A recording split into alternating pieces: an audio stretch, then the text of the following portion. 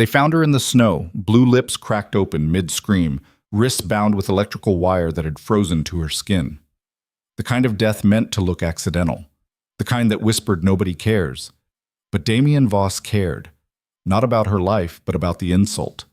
Someone had dumped a body in his streets without permission, without tribute, without fear. That was the real crime. So he cut her down, carried her bleeding into the shadows, and made a choice that would crack his empire wide open. He let her live. Join us for this story until the end, hit that like button, and drop a comment with your city so I can see how far this tale travels. The winter that year came with teeth. Not the gentle kind that nipped at your nose and made you pull your coat tighter, but the kind that bit down to bone and didn't let go. The city, this nameless sprawl of concrete and ambition where everyone knew the rules but nobody spoke them aloud, had seen colder nights, but not many. The kind of cold that made metal contract and glass crack. The kind that killed the homeless in their sleep and froze the pipes in buildings rich enough to know better. Damien Voss walked through it like he owned the temperature itself. He did, in a way. Owned the cold. Owned the streets it settled on. Owned the fear that kept people indoors when the wind started howling through the gaps between high-rises. His footsteps on the icy pavement made no sound. Expensive leather soles, custom-made, the kind of shoes that cost more than most people's rent. Black wool coat that fell to his knees, tailored so precisely it might as well have been painted on. No hat. No scarf, just dark hair touched with silver at the temples, and eyes that had stopped pretending to be warm about 15 years ago. Behind him, 3 steps back and 2 to the left, walked Marcus Chen, bodyguard, enforcer, the kind of silent presence that made smart people cross the street. Marcus didn't speak much, never had, but his hands, scarred knuckles, broken and reset more times than anyone could count, said plenty. He carried a gun under his jacket. Everyone knew that, but he rarely needed it. The hands were usually enough. "Streets are quiet," Marcus said. His voice came out in white clouds that dissipated fast. "Too quiet," Damien replied. It was 3 in the morning on a Tuesday, the dead zone between Monday's hustle and Wednesday's grind, when the city should have been at its lowest ebb. But there was quiet, and then there was wrong. This was wrong. The usual sounds were missing. No distant sirens. No late-night delivery trucks. No cats fighting in the alleys. Just wind and the tick-tick-tick of ice forming on power lines. They'd been walking for 20 minutes, making rounds through the Northside territory, Damien's territory, though no map would ever show it that way. No deed, no contract, no official anything, just understanding. The kind of understanding that came from consistent application of consequences. The bars paid him, the clubs paid him, the dealers paid him. The high-end brothels that pretended to be massage therapy establishments paid him. Even some of the legitimate businesses, the ones that wanted certain permits to go through smooth, certain inspections to come back clean, they paid him too. It was a simple system. You operated in his territory, you paid the tax. You didn't, and very bad things happened very quickly. Most people paid. The smart ones, anyway. Damien had built this empire over 20 years, starting from nothing. Well, not nothing. He'd had ambition, ruthlessness, and a particular gift for reading people's weaknesses. Also a body count that would have impressed a small war, but that was just business. Details. Ancient history. Now he was respectable. In that way that power makes you respectable whether anyone actually respects you or not. Politicians shook his hand at fundraisers. Police captains accepted his charitable donations. Journalists who knew what was good for them wrote about his legitimate business interests and ignored the rest. "Something's off," Damien said, stopping at the corner of 5th and Brennan. Marcus scanned the street, hand drifting toward his jacket. "Yeah." They stood there in the freezing dark, 2 men who'd seen enough violence to fill a library, and waited for whatever was wrong to show itself. It did eventually. A sound. Faint.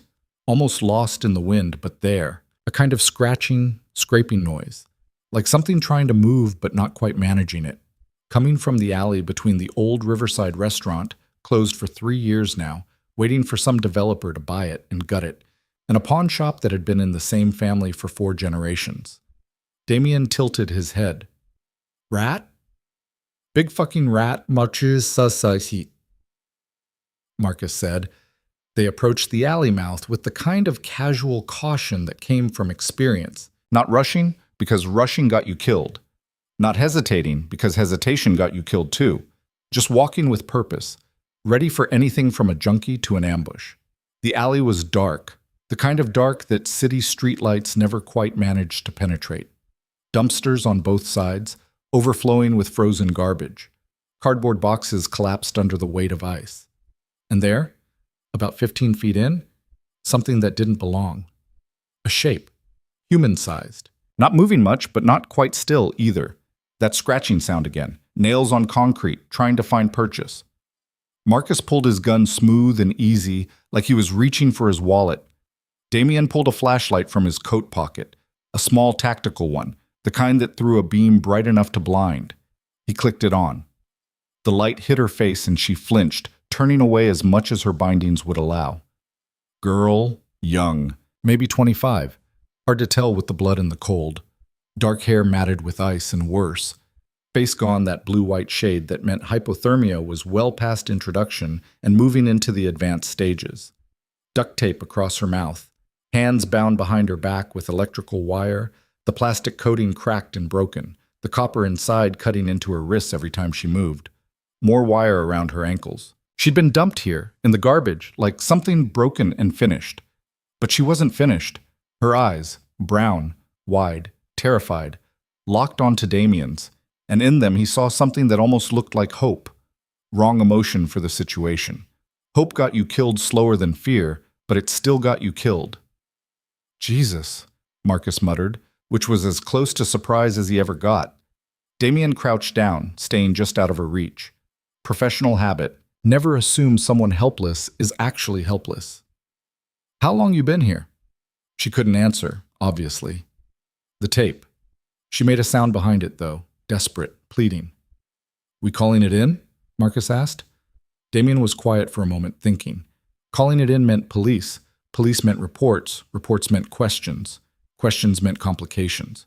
And this was his territory, which meant whoever had dumped her here had done it knowing, or not caring, that they were operating without permission, without the tax, without the basic fucking courtesy of asking first. That was the insult. Not the girl. Not even the violence, really. Violence was just business, same as anything else.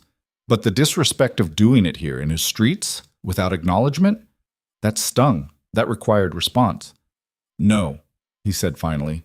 We're not calling it in. He reached out and ripped the tape off her mouth in one quick motion. Better to do it fast. She gasped, sucked in air that probably hurt going down, cold enough to burn. Her lips were cracked and bleeding. Please, she managed. Voice barely there, shredded from screaming or crying or both. Please don't. Who did this? Damien cut her off. No point in listening to begging. Begging was just noise. She stared at him, confused. Probably expected different questions. Probably expected him to be different than he was.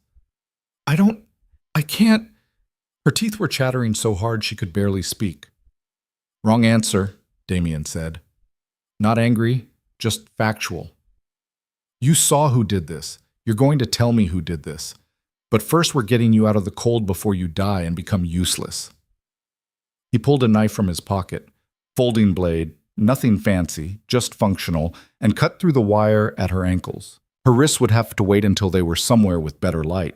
The wire had cut deep enough that removing it here, in the dark, could end with her bleeding out faster than they could move her. Can you walk? She tried. Got about halfway to standing before her legs gave out. The hypothermia, or the shock, or just the simple fact that she'd been lying in freezing garbage long enough for her muscles to forget how they worked. Marcus caught her before she hit the ground, steadied her with one hand while keeping the gun ready with the other. Safe house, Damien said. The one on Mockingbird. Marcus nodded. You sure? I know what it is. Damien stood, brushing ice from his knees. And I know what this is. Someone dumped a body in my territory without asking. Someone thinks they can operate here without consequences. That's a problem. She's the solution. She's a witness, Marcus pointed out. Exactly. Damien looked at the girl, who was staring at both of them like they were speaking a language she almost understood, but not quite. Someone wants her dead. which means someone's scared of what she knows, which means she knows something worth being scared about, which means she's valuable. He started walking back toward the street, expecting them to follow. They did. Marcus half carried the girl, her feet dragging through the slush and garbage, making tracks that would be frozen solid within minutes. The safe house on Mockingbird was one of 4 properties Damien kept for situations that required discretion. Old brownstone, 3 stories, sandwiched between an accounting firm and a Vietnamese restaurant that stayed open until 4 in the morning. Nondescript. The kind of building you'd walk past 100 times and never remember. Inside, it was clean, maintained, stocked with supplies. Medicine, food, clothes, weapons. Everything you might need if you were hiding from the world, or hiding the world from something. Marcus had the girl on the couch within 5 minutes of arrival, wrapped in blankets, space heater blasting. Damien worked on the wires at her wrists with careful precision, peeling the metal away from torn skin, swabbing the wounds with antiseptic that made her hiss through her teeth. The cuts weren't as deep as they could have been, but they were bad enough. Probably need stitches. Definitely need antibiotics. "What's your name?" he asked while he worked. She was shaking, the hypothermia, the shock wearing off and leaving room for terror. "Lena. Lena Cross." "Lena Cross," he repeated, like he was filing it away. "You work around here?" Yes, the diner, Joe's, on 7th. "I know it." Everyone knew Joe's, 24-hour place, mediocre coffee, decent pie. The kind of establishment that survived on location more than quality. "You a waitress?" "Yeah." "Good at it?" She blinked, thrown by the question. I guess? I don't know. I show up, I do the work, I go home." "Tips decent?" "What?" Damien finished with her wrists, started wrapping them in clean gauze. "Tips. You make good money?" No, not really. Why does it?" "Because I'm trying to figure out why someone would want you dead, Lena Cross." He tied off the bandage, neat and precise. "Military training, long time ago. Different life. You're a waitress at a 3rd-rate diner in a 4th-rate neighborhood. Not exactly a high-value target. So either you pissed off someone with more anger than sense, or you know something you shouldn't know. Which is it?" She pulled her hands close to her chest, cradling the bandaged wrists like they might fall off. I didn't do anything. I just worked. I just served food and cleaned tables and went home. That's all." Someone doesn't grab a nobody off the street and leave them to freeze for no reason. Damien sat back, studying her. "Someone thinks you're dangerous. I need to know why." "I'm not dangerous," her voice cracked on the word. "I'm nobody. I'm just trying to survive." Marcus appeared with a cup of something hot. Tea, probably. Shoved it into her hands. "Drink." She did, wrapping her fingers around the mug like it was the only warm thing left in the world. Maybe it was, from her perspective. Damien watched her drink, watched her hands shake, watched the color start to come back into her face. Shock was wearing off. Good. Shock made people stupid, made them unreliable. He needed her sharp. "Here's how this works," he said after she'd had a few sips. "You're alive because I decided you're worth more alive than dead. That decision isn't permanent. It's conditional on you being useful. So we're going to sit here in this warm room and you're going to tell me everything, every detail, every conversation you overheard at that diner, every customer who gave you weird vibes, every time someone tipped too much or too little or asked questions that seemed off. Everything. And if I think you're lying or holding back or wasting my time," he leaned forward, "then I'll dump you right back in that alley and let nature finish what someone else started. Understand?" She stared at him. The hope in her eyes had died somewhere between the alley and here, replaced by something colder. Understanding, maybe. Or just acceptance that she'd traded one kind of danger for another. "I understand," she said quietly. "Good." Damien settled back in his chair. "Start talking." She talked for 2 hours. At first it was halting, broken. The kind of nervous rambling that people do when they're scared and trying to fill silence with anything that might keep them valuable. But Damien had patience. He let her meander, let her circle back, let her contradict herself and correct and add details. Because somewhere in all that noise was signal, and he was good at finding signal. Joe's Diner, she explained, was the kind of place that attracted a certain clientele. Late-night workers, insomniacs, people who had nowhere else to be at 3 in the morning. But also, and this was where it got interesting, people who wanted to meet somewhere public enough to seem innocent but empty enough to have private conversations. I didn't pay attention at first, Lena said.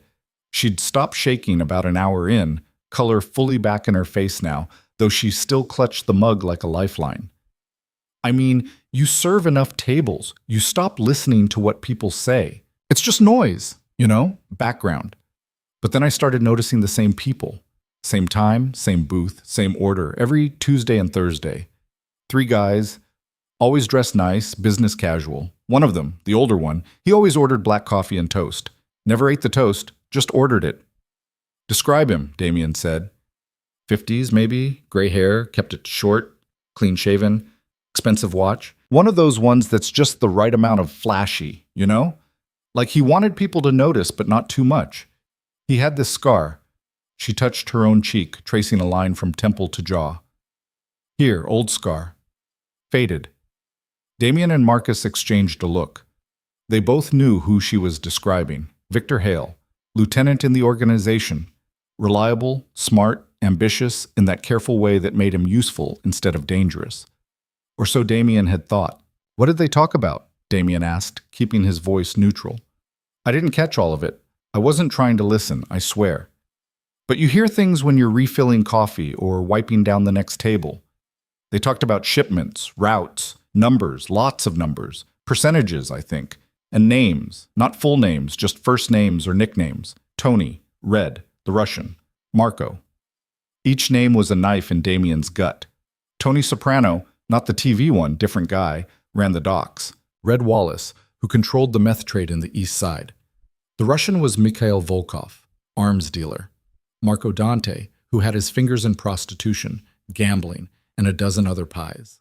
All of them competitors, all of them rivals, all of them people Victor Hale had no business meeting with unless he was planning something stupid.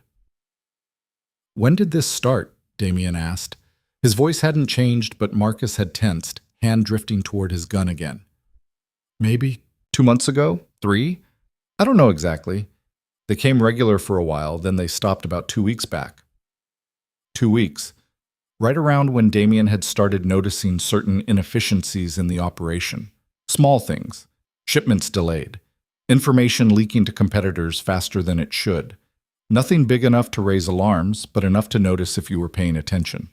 And Damien always paid attention. Did they ever see you listening? He asked. No. I don't think so. I was careful. I wasn't trying to spy, I heard things. You can't not hear things when you're standing right there. But someone noticed. She nodded slowly. Last week, Thursday night, I was closing up. I work the late shift usually, and this guy came in. Never seen him before. Young, maybe 30. Nice suit. He sat at the counter, ordered coffee, didn't drink it, just sat there watching me clean. And then when I went to cash out my tips, he followed me to the back. Not obvious, just followed. What did he say? He asked if I knew who he was. I said no. He said I should forget I'd ever seen him. I said, okay. I didn't know what else to say. And then he left. She paused. But the next night, he was back. Different guy with him this time. They sat in a booth and watched me my whole shift. Didn't order anything except coffee. Just watched. And I don't know how I knew, but I knew. They were checking.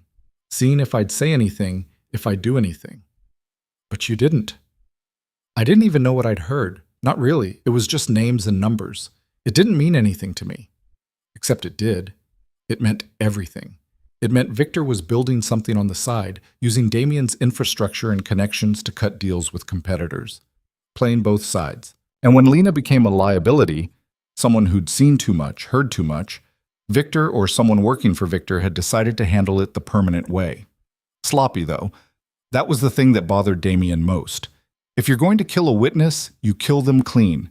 Make it look like an accident or a mugging gone wrong. You don't bind them with electrical wire and dump them in an alley like garbage. That was personal. Angry.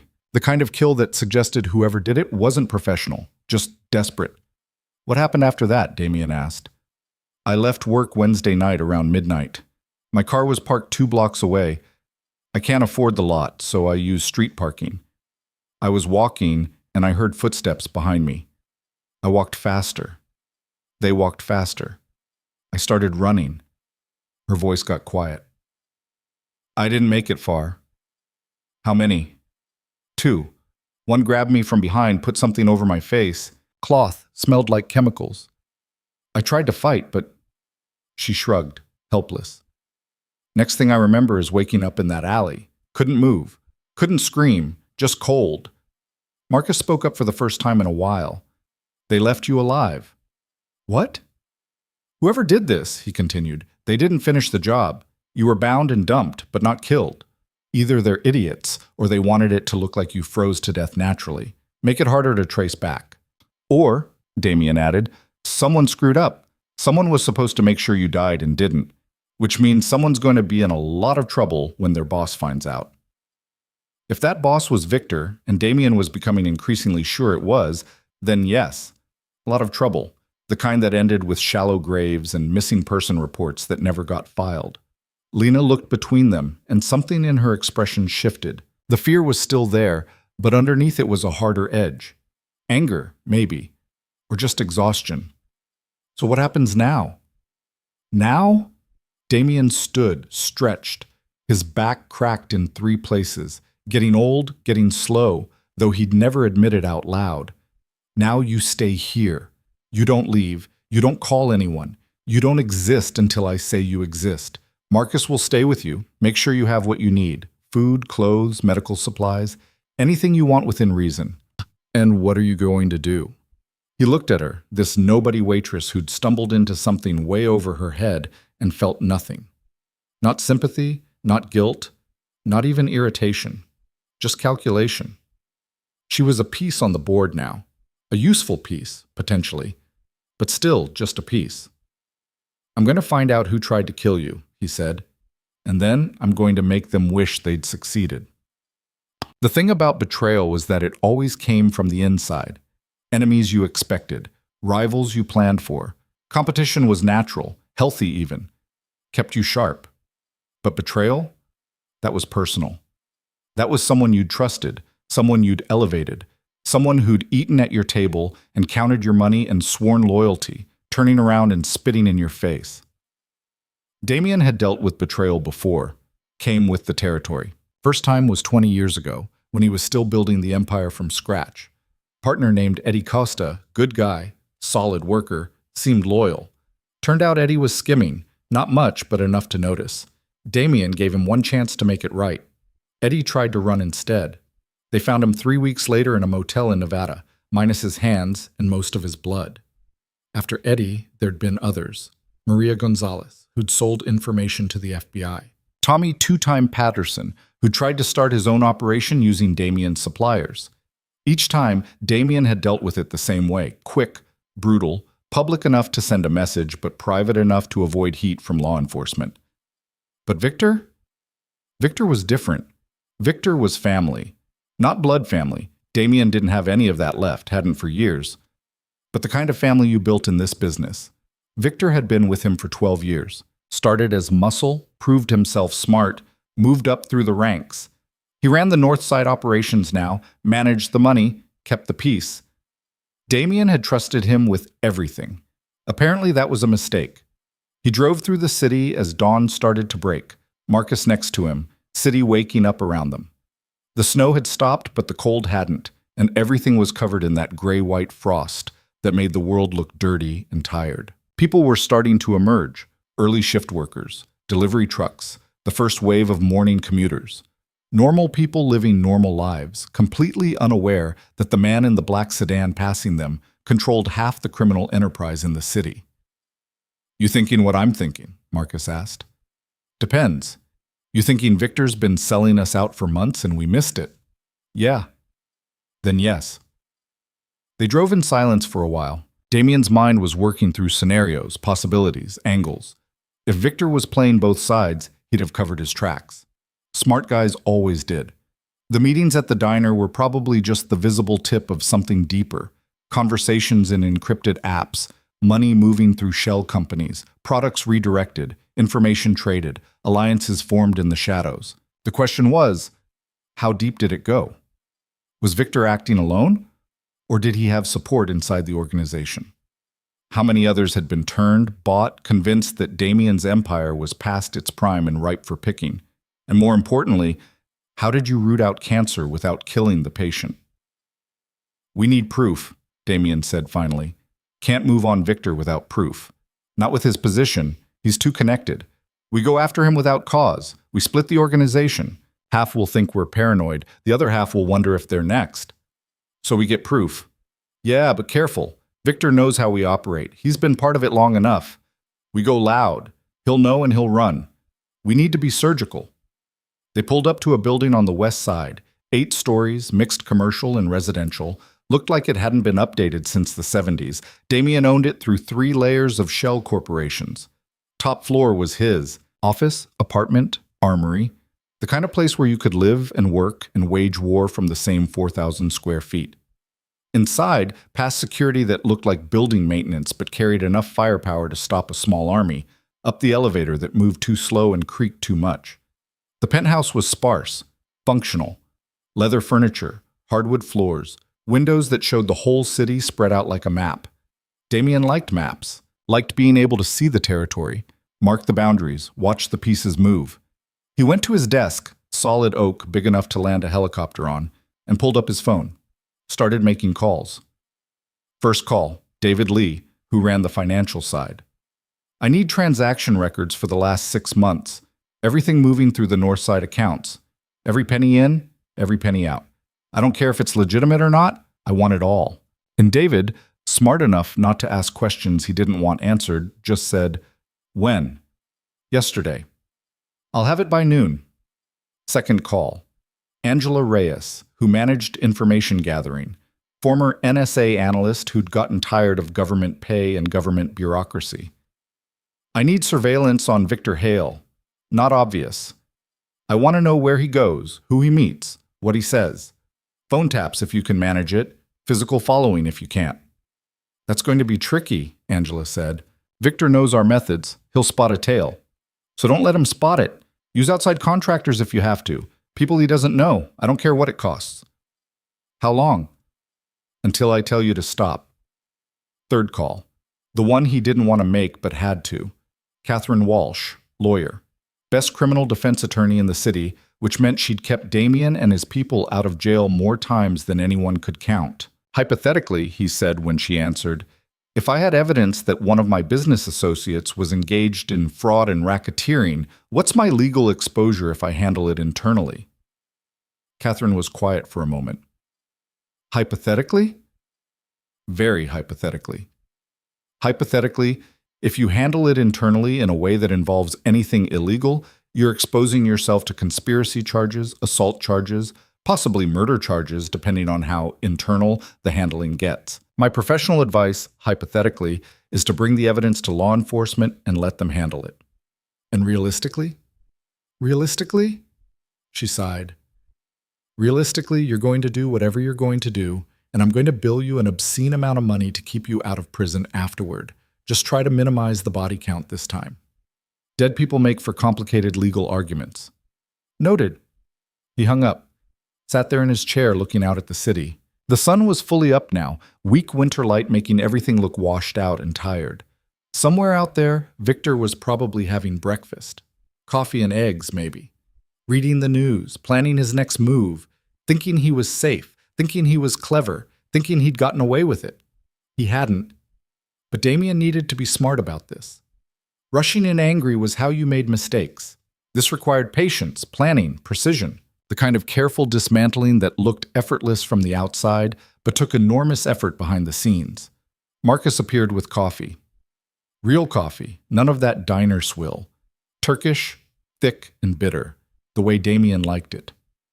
What's the play?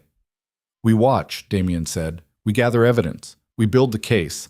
And when we're absolutely certain, when there's no room for doubt, we move. And the girl? Lena stays locked down. She's our insurance policy. If Victor knows she's alive, he'll panic. If he panics, he makes mistakes.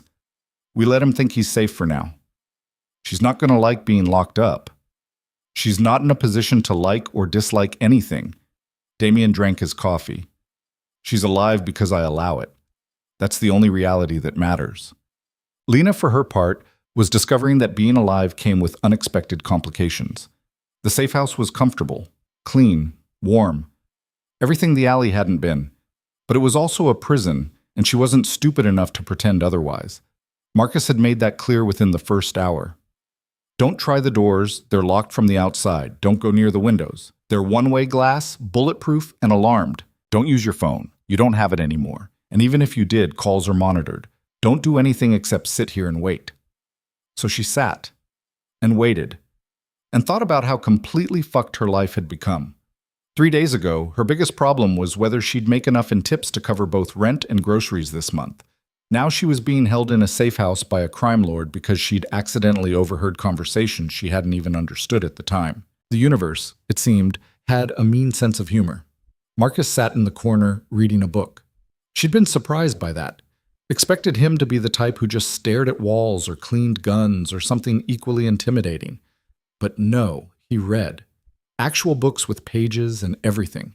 Currently working through something that looked like a thriller, occasionally turning pages with the same hand that had probably strangled people. "Can I ask you something?" she said after the silence had stretched long enough to make her twitchy. He looked up, didn't say yes or no, just looked. "How long am I going to be here?" "Don't know. Days, weeks, months, however long it takes." "For what?" "For the boss to solve his problem." She hugged her knees to her chest, trying to find a position on the couch that didn't make her bandaged wrists hurt. "And what happens to me after he solves it?" Marcus went back to his book. "Don't know that either."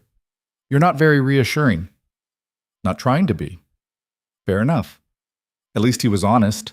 Lena appreciated honesty, even when it came with an implicit threat of violence. She'd been trying to piece together what she'd stumbled into. The man who'd saved her, Damien, was obviously powerful, rich, connected. The kind of person who made one phone call and things happened. But he wasn't exactly benevolent. Wasn't saving her out of goodness of his heart. He'd been very clear about that. She was useful. A tool. The moment she stopped being useful, she became expendable. Which meant she needed to stay useful. But how? She was a waitress. She served food and smiled and pretended to care about strangers' problems for tips that barely covered her bills. She had no skills, no connections, no leverage. Nothing except whatever information was in her head. Information she hadn't even known was valuable until someone tried to kill her for it. The older man at the diner, the one with the scar. Damien had recognized the description. She'd seen it in his eyes, the way they'd gone flat and cold for just a second before he'd locked it down. Whoever that man was, he was important. And whatever he was planning, it was bad enough to justify murder. "Marcus?" she said, testing the boundaries. He looked up again. "The man your boss is after, the one from the diner. You know him?" "Not your business." "It kind of is, though, since I'm apparently the witness who can identify him." Marcus closed his book with a snap that made her flinch. "Listen, you seem like a smart girl, smart enough to know when to shut up and keep your head down. So here's my advice. Do that. Don't ask questions. Don't try to be clever. Just stay here, stay quiet, and hope the boss decides you're worth keeping around when this is over. Because the alternative?" He tapped the book against his palm. "The alternative is you end up back in that alley. Only this time, nobody's coming to cut you loose. Understand?" She understood, loud and clear. "Sorry," she muttered. He went back to reading. Lena stared at the ceiling and wondered, not for the first time, if dying in that alley might have been the easier option. By noon, Damien had the financial records spread across his desk like an autopsy. Numbers didn't lie. People lied. Documents lied. Witnesses lied. But numbers? Numbers just sat there being true, cold and indifferent. And these numbers were telling a very specific truth. Victor Hale was bleeding the organization dry. Not obviously. Not in a way that would show up on casual inspection. But David Lee had gone deep, following the money through accounts and sub-accounts and shell companies, and the pattern was undeniable. Over the last 6 months, approximately $3 million had been redirected from legitimate operations into accounts that shouldn't exist. Small amounts, never enough to trigger alarms, but consistent, methodical. He's smart about it, David said, standing on the other side of the desk. Mid-40s, balding, wore glasses that made him look like a tax accountant instead of the guy who laundered money for a criminal empire. Uses the Northside construction contracts as cover. Inflates costs, pockets the difference, moves it through a series of LLCs before it disappears into offshore accounts. If I wasn't specifically looking for it, I'd never have noticed. How much total? Best estimate? Between 3 and 4 million over 6 months. Could be more if he's got channels we haven't found yet. Damien did the math. 4 million in 6 months meant 8 million a year. Not enough to destroy the organization, but enough to hurt. Enough to fund operations elsewhere. Enough to buy loyalty from competitors. Enough to start a war. Who else knows about this? He asked. Just me and you. I pulled the data myself, didn't delegate. Nobody else has seen it. Good, keep it that way. Damien gathered the papers, started organizing them into piles. Evidence, case, ammunition.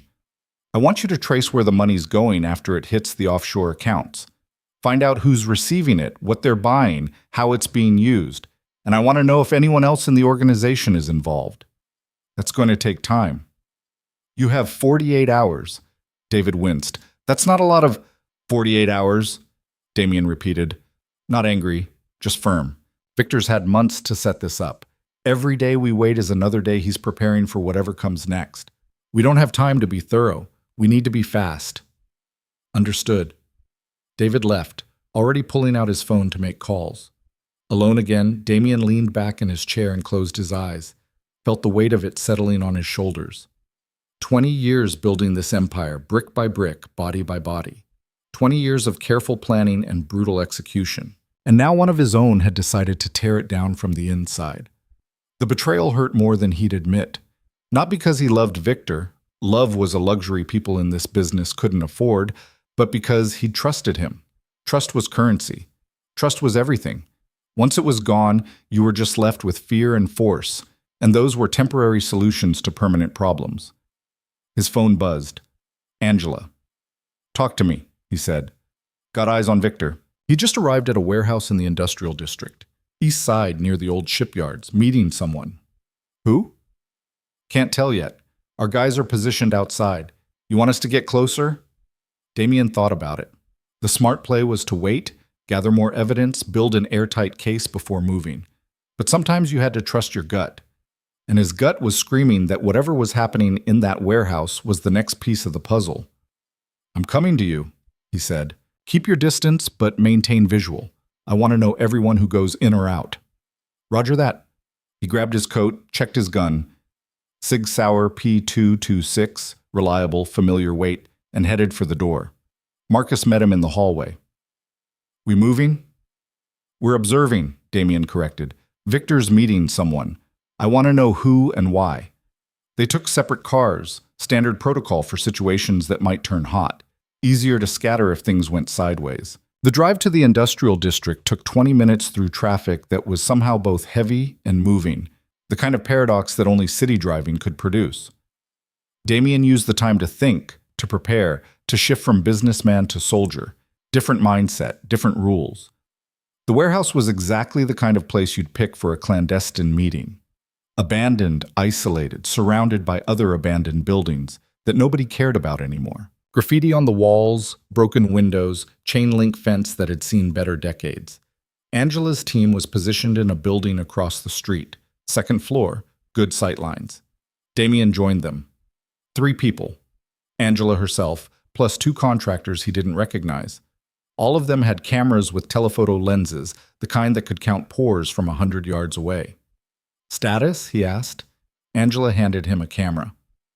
Victor went in about 10 minutes ago. Black sedan, 2 bodyguards. They're still inside. No visual on who they're meeting, but there's 2 other vehicles parked around back. SUVs high-end. Damien looked through the lens. The warehouse doors were closed, but there was a window on the second floor, cracked and dirty, but still transparent enough to catch shadows moving inside. Any audio? Tried. Walls are too thick, ambient noise from the shipyard's too loud. We'd need to get a lot closer. Which they couldn't do without risking detection. Victor wasn't an idiot. He'd have people watching for tails, for surveillance, for anything out of place. They waited. Waiting was most of what this business involved, ironically. Movies made it look exciting, car chases and shootouts and dramatic confrontations. Reality was sitting in cold buildings watching doors that didn't open, hoping something useful would happen before your bladder gave out or your patience ran dry. 40 minutes later, the warehouse doors opened. Victor emerged first, talking to two men Damien didn't recognize. Both looked military, short hair, tactical clothing, the kind of posture that came from training and discipline. Behind them came someone Damien did recognize, Mikhail Volkov, the Russian. Arms dealer extraordinaire, currently under investigation by 3 different federal agencies and untouchable because half the intelligence community bought weapons from him when they needed things off the books. Well, Damien said quietly, that's interesting. Angela was already taking pictures. Click, click, click, rapid fire, catching every angle. Victor shaking hands with Mikhail. The 2 military types loading boxes into the SUVs. Victor laughing at something Mikhail said. All of it evidence. All of it damning. What's he buying? Marcus asked, appearing next to Damien like he always did. Silent, sudden, vaguely supernatural. Don't know yet, but whatever it is, he's using our money to buy it from our competitor. Damien lowered the camera. Which means he's not just skimming, he's arming. Arming for what? That was the question, wasn't it? Victor had money, weapons, connections with rivals. He had inside knowledge of Damien's operations, his defenses, his weaknesses. All the pieces were there. The only question was when he planned to use them, or if Damien could stop him first. The meeting broke up, handshakes all around. Victor and his bodyguards got in their sedan and drove off. Mikhail and his people went the other direction. Angela's team documented all of it, every face, every vehicle, every license plate. Get me IDs on those 2 military guys, Damien said, and find out what was in those boxes. Call in favors if you have to, but I want to know what Victor just bought. On it. Damien stayed at the window after everyone else had filtered out, watching the empty warehouse, thinking. Victor had just made a very expensive purchase from a very dangerous source. That wasn't the move of someone planning to keep their head down. That was the move of someone planning something big, something violent, something that required Damien to be ready. He pulled out his phone, made another call. This one to James Rivera, head of security. I need you to quietly increase protection on all major assets, warehouses, distribution points, key personnel. Don't make it obvious, just add extra bodies. Tell them it's a precaution. Precaution against what? Against whatever's coming. I'll explain later. Just do it. You got it, boss. One more call, this one back to the safe house. Marcus picked up immediately. The girl's still secure? Yeah, she's fine, bored but fine. Good. Keep her that way. And Marcus? Increase the guard. I want 2 people on that building at all times, armed, alert. Nobody gets in or out without my say-so. You expecting trouble? I'm expecting smart preparation. There's a difference. He hung up. Stood there in the empty building, surrounded by evidence of betrayal, and felt the familiar cold calculation settling into his bones. This was what he was good at. Not the violence. Anyone could be violent. But the strategy, the planning, the chess game played with lives and money and power. Victor thought he was building something. An empire of his own, maybe. A coup. A hostile takeover. He was wrong. What Victor was actually building was his own grave. He just didn't know it yet. Damien smiled, thin and cold. Then he walked out into the winter afternoon and started planning a funeral. The next 48 hours moved like a slow-motion car crash. You could see it coming, knew it was going to be bad, but couldn't do a damn thing to stop it. David Lee worked through 2 nights straight, surviving on coffee and prescription stimulants that probably weren't legal anymore. By the time he walked back into Damien's office, he looked like hell warmed over, eyes bloodshot, shirt wrinkled, the kind of exhausted that came from staring at numbers until they stopped making sense and then staring some more until they made sense again.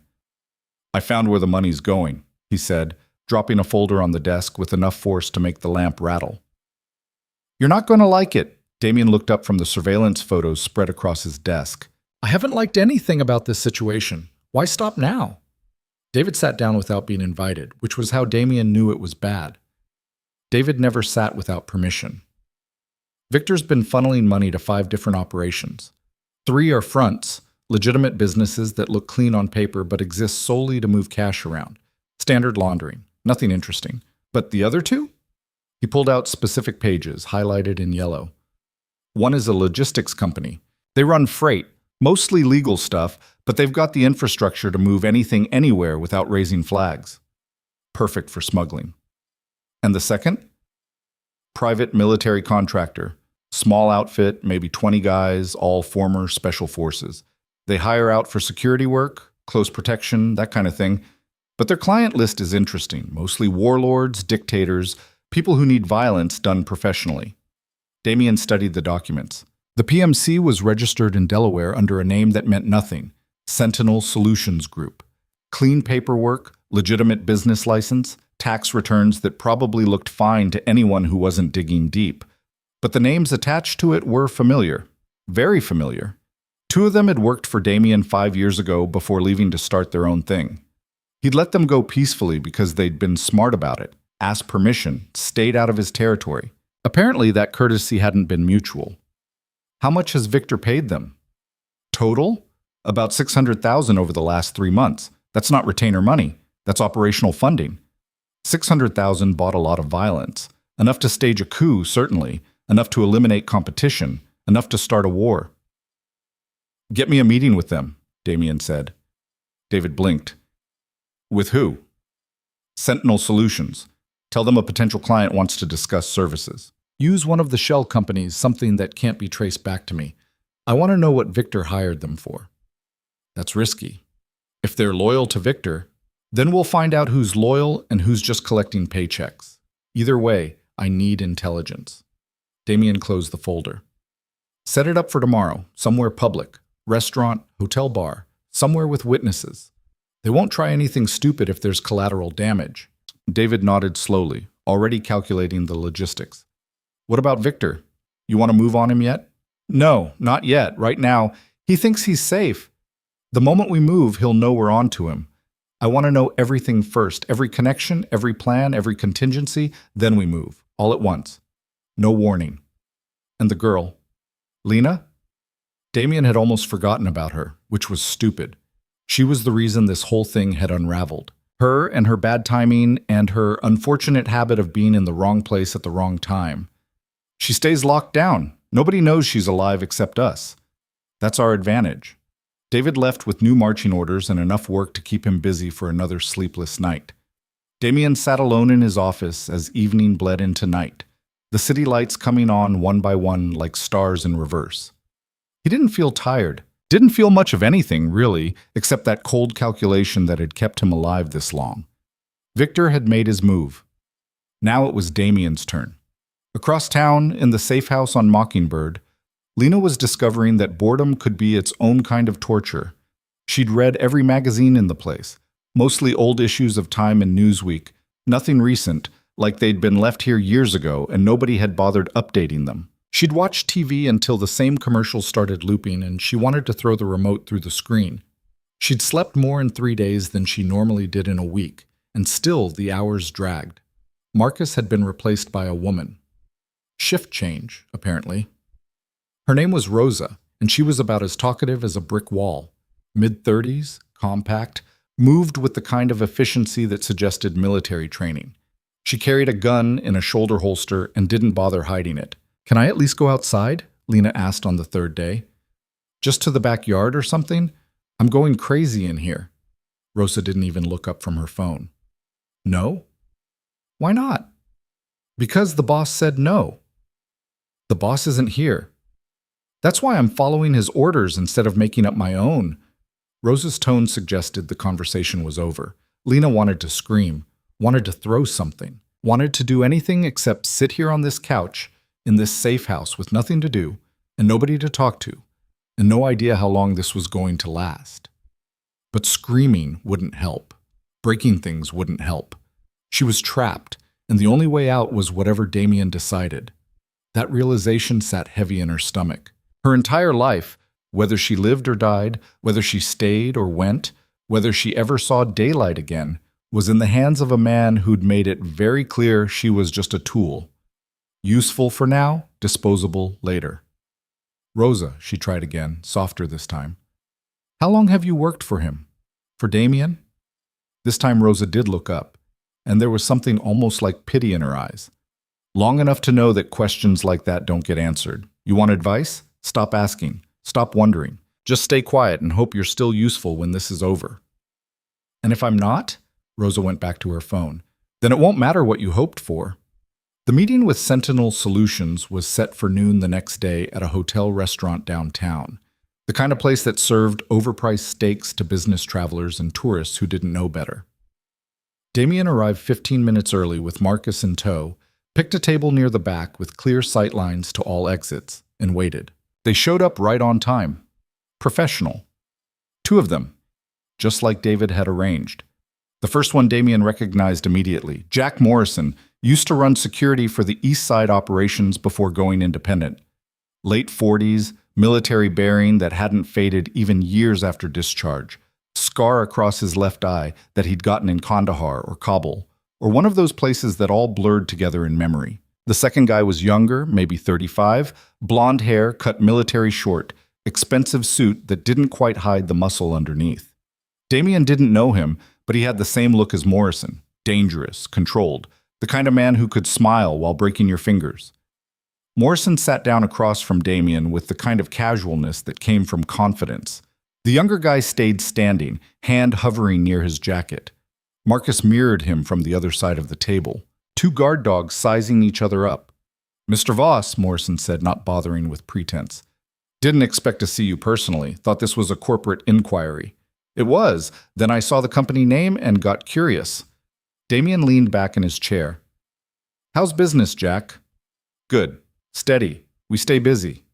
I bet. A lot of people need security these days. Dangerous world. Getting more dangerous all the time. Morrison's smile didn't reach his eyes. You looking to hire, or is this a social call? Little of both. I'm curious about your recent contracts. Word is you've been doing some interesting work. We do a lot of interesting work. You'll have to be more specific. Damien pulled out his phone, brought up a photo, one of the surveillance shots from the warehouse, showing Morrison's partner loading boxes into the SUV. This specific enough?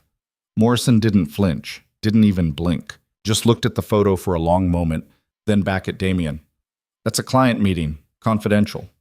I'm sure it is. Question is, who's the client? Because if it's who I think it is, we're going to have a problem. No problem from where I'm sitting. We were hired to provide services. We're providing them. That's how this business works. And what services would those be? Can't discuss client details. You know that.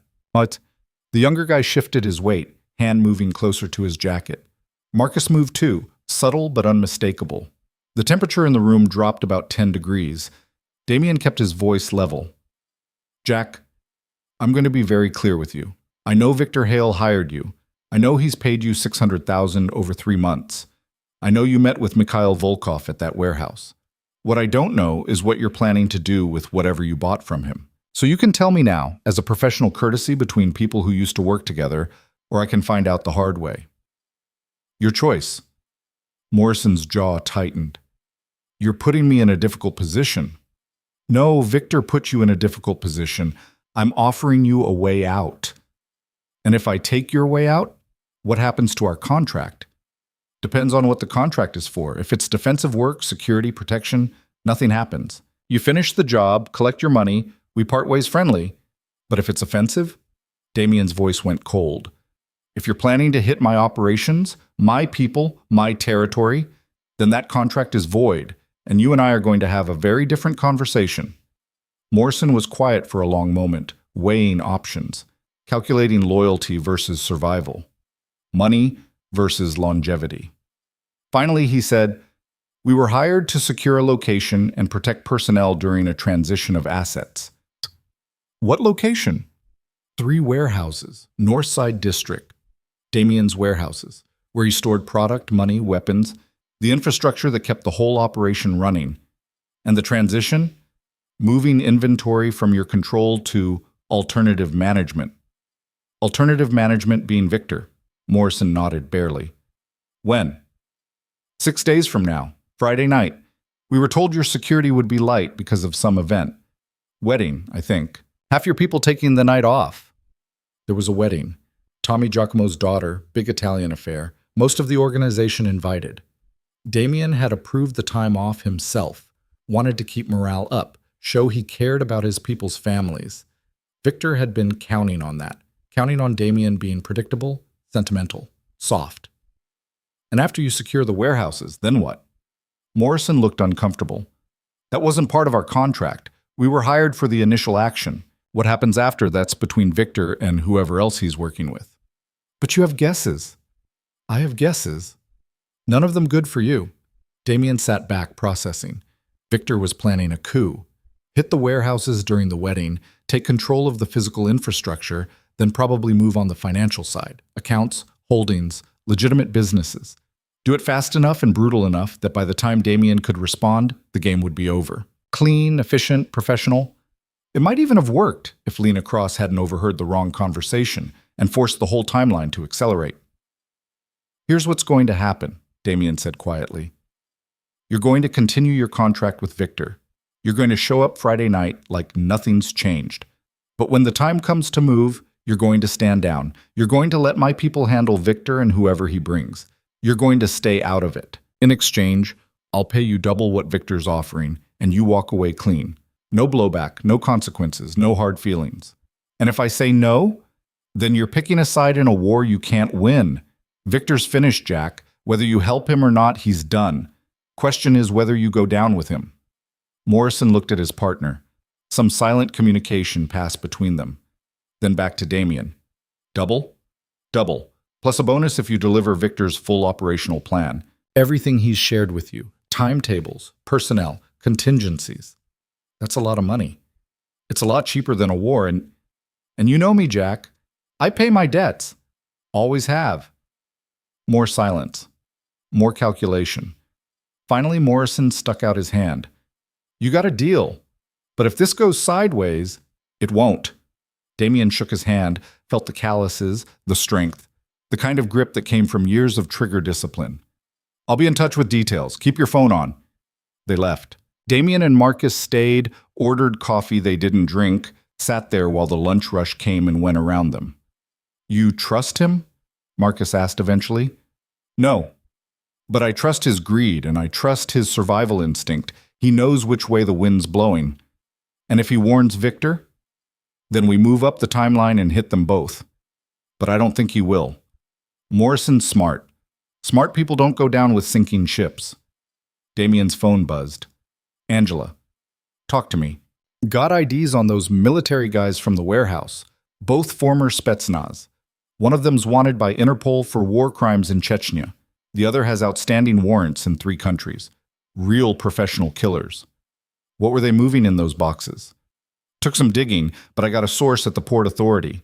Shipping manifest says industrial equipment, but weight and dimensions don't match. My guess? Weapons. Probably automatic rifles, maybe explosives. How many boxes? 15. If they're packed tight, that's enough firepower to outfit a small army. Enough to take the warehouses. Enough to hold them against counterattack. Enough to turn Friday night into a bloodbath. Keep monitoring, Damien said, and get me locations on those Spetsnaz guys. I want to know where they're staying, who they're meeting, what they're doing every hour of every day. Already on it. He hung up, looked at Marcus. We're running out of time. Yeah. I need to see Victor, face to face, before Friday. That's risky. He might suspect. He already suspects something, or he wouldn't be moving this fast. But suspicion and certainty are different things. I need to look him in the eye. See how good his poker face is. Marcus didn't argue. He knew better. When? Tonight. Call him. Tell him I want to discuss the Northside numbers. Make it sound routine. And if he says no, he won't. He's too smart to refuse a meeting without raising alarms. He'll come. And when he does, I'll know exactly how much time we have left. The call went out. Victor answered on the second ring, all casual professionalism like nothing was wrong. Sure, he could meet tonight, 8 o'clock, the office? No problem. See you then, boss. Damien spent the rest of the afternoon preparing. Went over the evidence again, memorizing every detail, every transaction, every face and every surveillance photo. He didn't plan to confront Victor tonight. That would be stupid, premature. But he needed to be ready, needed to know the truth so completely that when Victor lied, and he would lie, Damien would see right through it. At 7:30, he sent Marcus to check the office for bugs, cameras, anything that might compromise the meeting. At 7:45, he reviewed his gun, made sure it was loaded, chambered around, just precaution. He didn't think Victor was stupid enough to try something here, in Damien's own territory, but stupid happened more often than it should in this business. At 7:50, Victor walked through the door. He looked good, relaxed. Well-dressed as always, expensive suit that probably cost 3 months of a normal person's salary. Hair perfect, shoes shined, smile confident. If Damien hadn't known better, he'd think Victor was exactly what he appeared to be, a loyal lieutenant, competent and trustworthy. "Boss," Victor said, shaking hands. His grip was firm, no sweat, no tells. "What's this about?" "Northside numbers looked off last month," Damien said, gesturing to the chair across from his desk. "Wanted to go over them with you. Make sure everything's clean." "Everything's clean. I can walk you through the reports if you want, but I promise, it's all there." "I'm sure it is. You've always been thorough." They spent 20 minutes reviewing spreadsheets that Damien already knew by heart.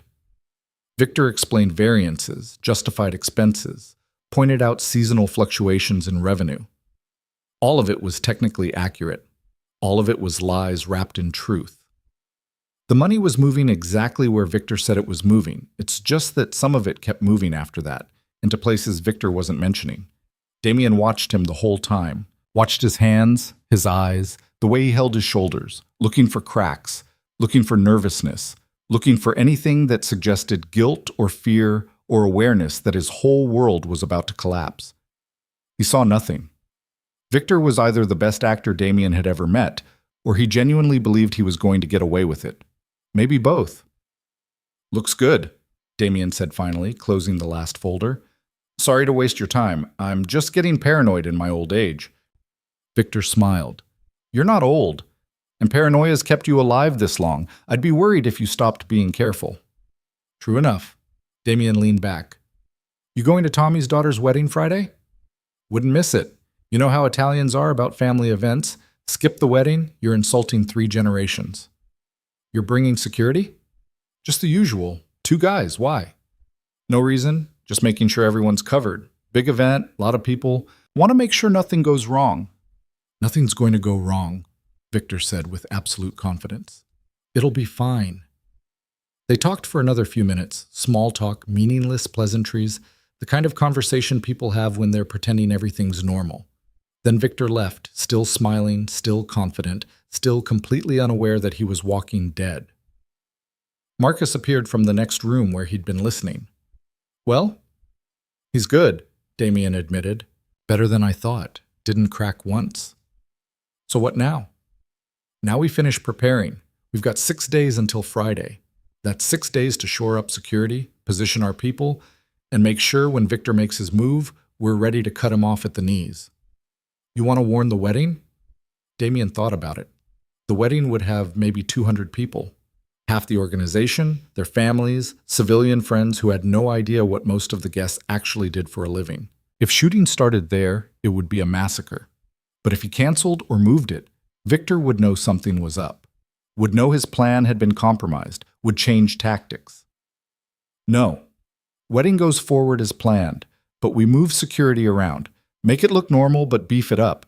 And we position teams near the warehouses, not obvious, not where Victor's people will see them, but ready to move the moment things kick off.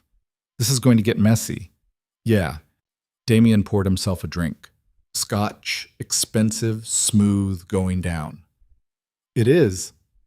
The next 3 days were a blur of preparation disguised as routine. Damien called in favors, moved people around like chess pieces, secured backup that looked like coincidence, extra security at the warehouses for inventory audit, additional patrols in the north side for community relations, more people at the wedding venue for family safety. None of it looked suspicious. All of it was calculated. He also made arrangements for Lena, though she didn't know it yet. If Friday went badly, if somehow Victor pulled off the impossible and won, she'd need protection. So Damien set up a secondary safe house deeper in the city with instructions for Rosa. If you hear gunfire, if things go wrong, you take the girl and you run. You don't wait for orders. You don't ask questions. You run and you keep her alive because she's the only witness who can testify if this all falls apart. Rosa had nodded, understanding the subtext. If Damien died, Lena became insurance. Proof of Victor's betrayal. Evidence for whoever took over the organization to use against him. On Thursday night, Damien went to visit her. Rosa let him in without comment. The safe house looked the same as it had days ago, clean, sterile, comfortable, but obviously a prison.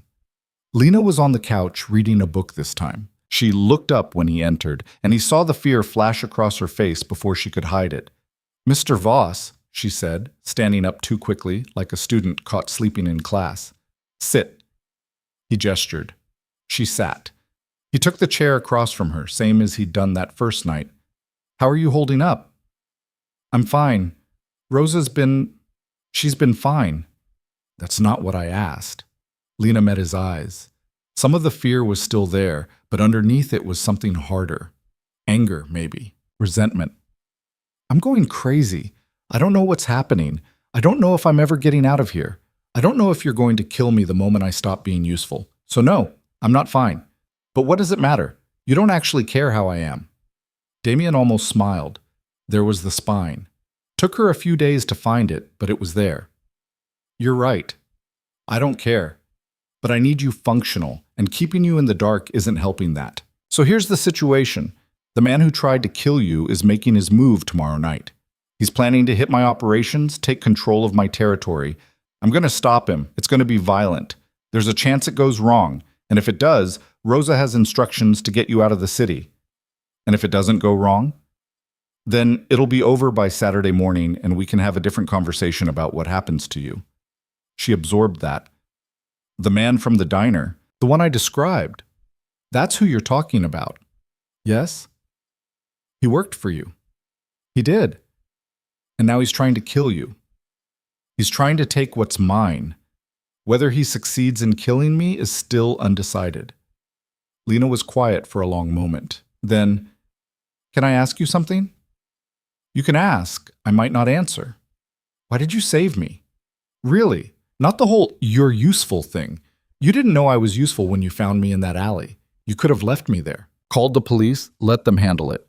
But you didn't. You took me yourself. Why?" Damien considered the question. It was a good one. He'd asked himself the same thing a few times over the past week, usually in the dead hours of the night when sleep wouldn't come and thoughts got too loud.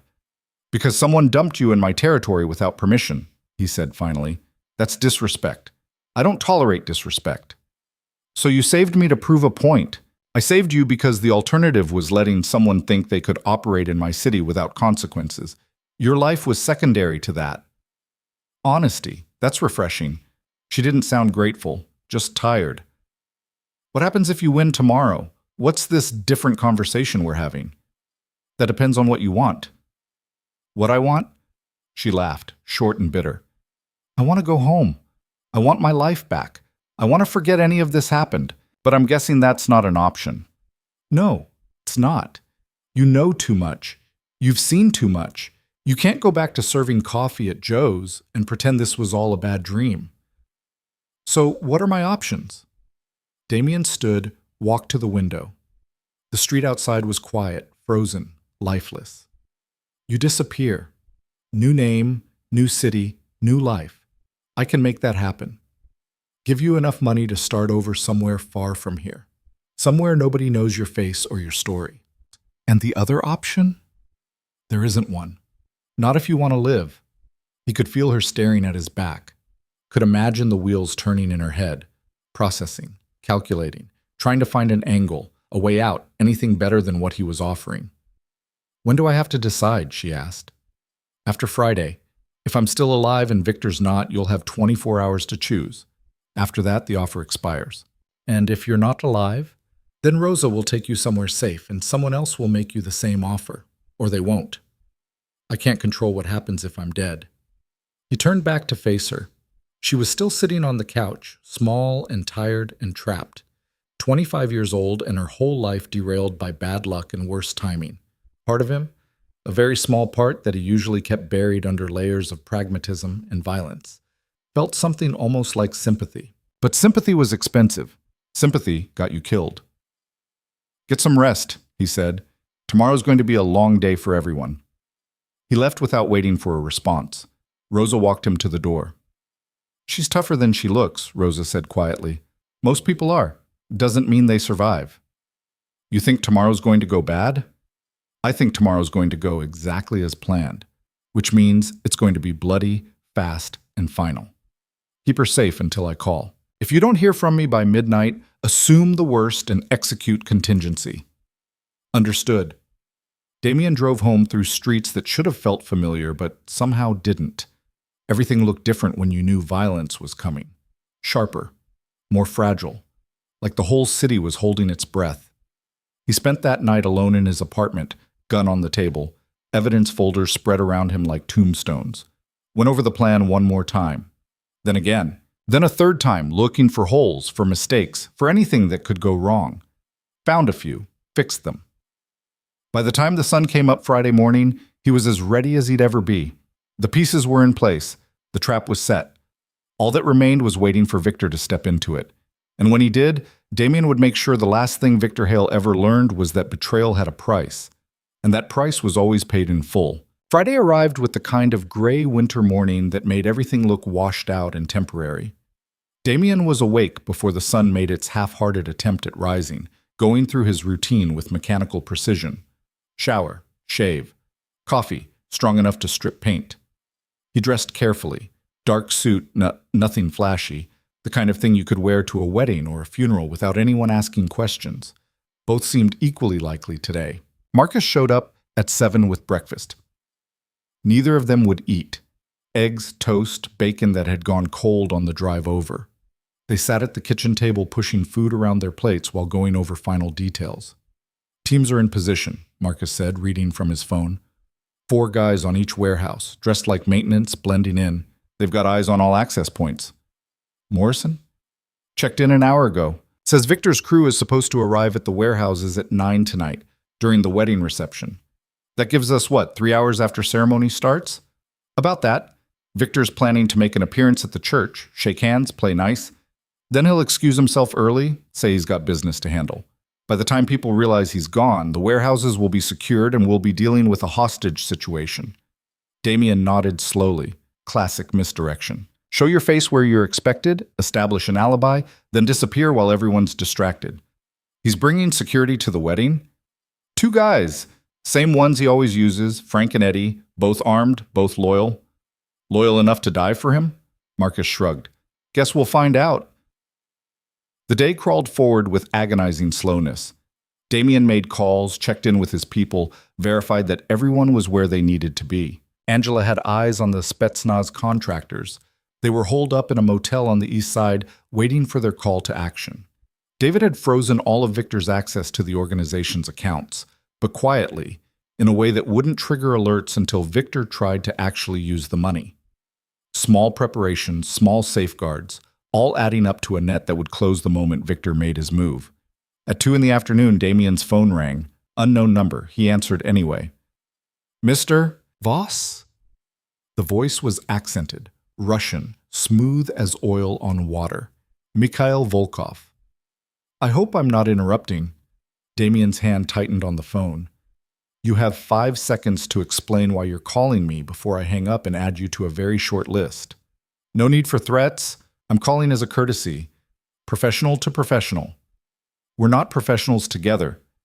We're competitors who haven't killed each other yet." Mikhail laughed, rich and unbothered. "Fair enough, but I thought you should know. Our mutual friend Victor has been asking me for more supplies, more men, more guns. He seems to think he's going to need them very soon. And you're telling me this why?" "Because I like my business relationships clean. Victor paid me for merchandise. I delivered. Transaction complete. But now he wants more on credit, promises to pay after he reorganizes his cash flow. That tells me he's planning something messy. Something that might not work out the way he thinks." Damien walked to the window, looked out at the city.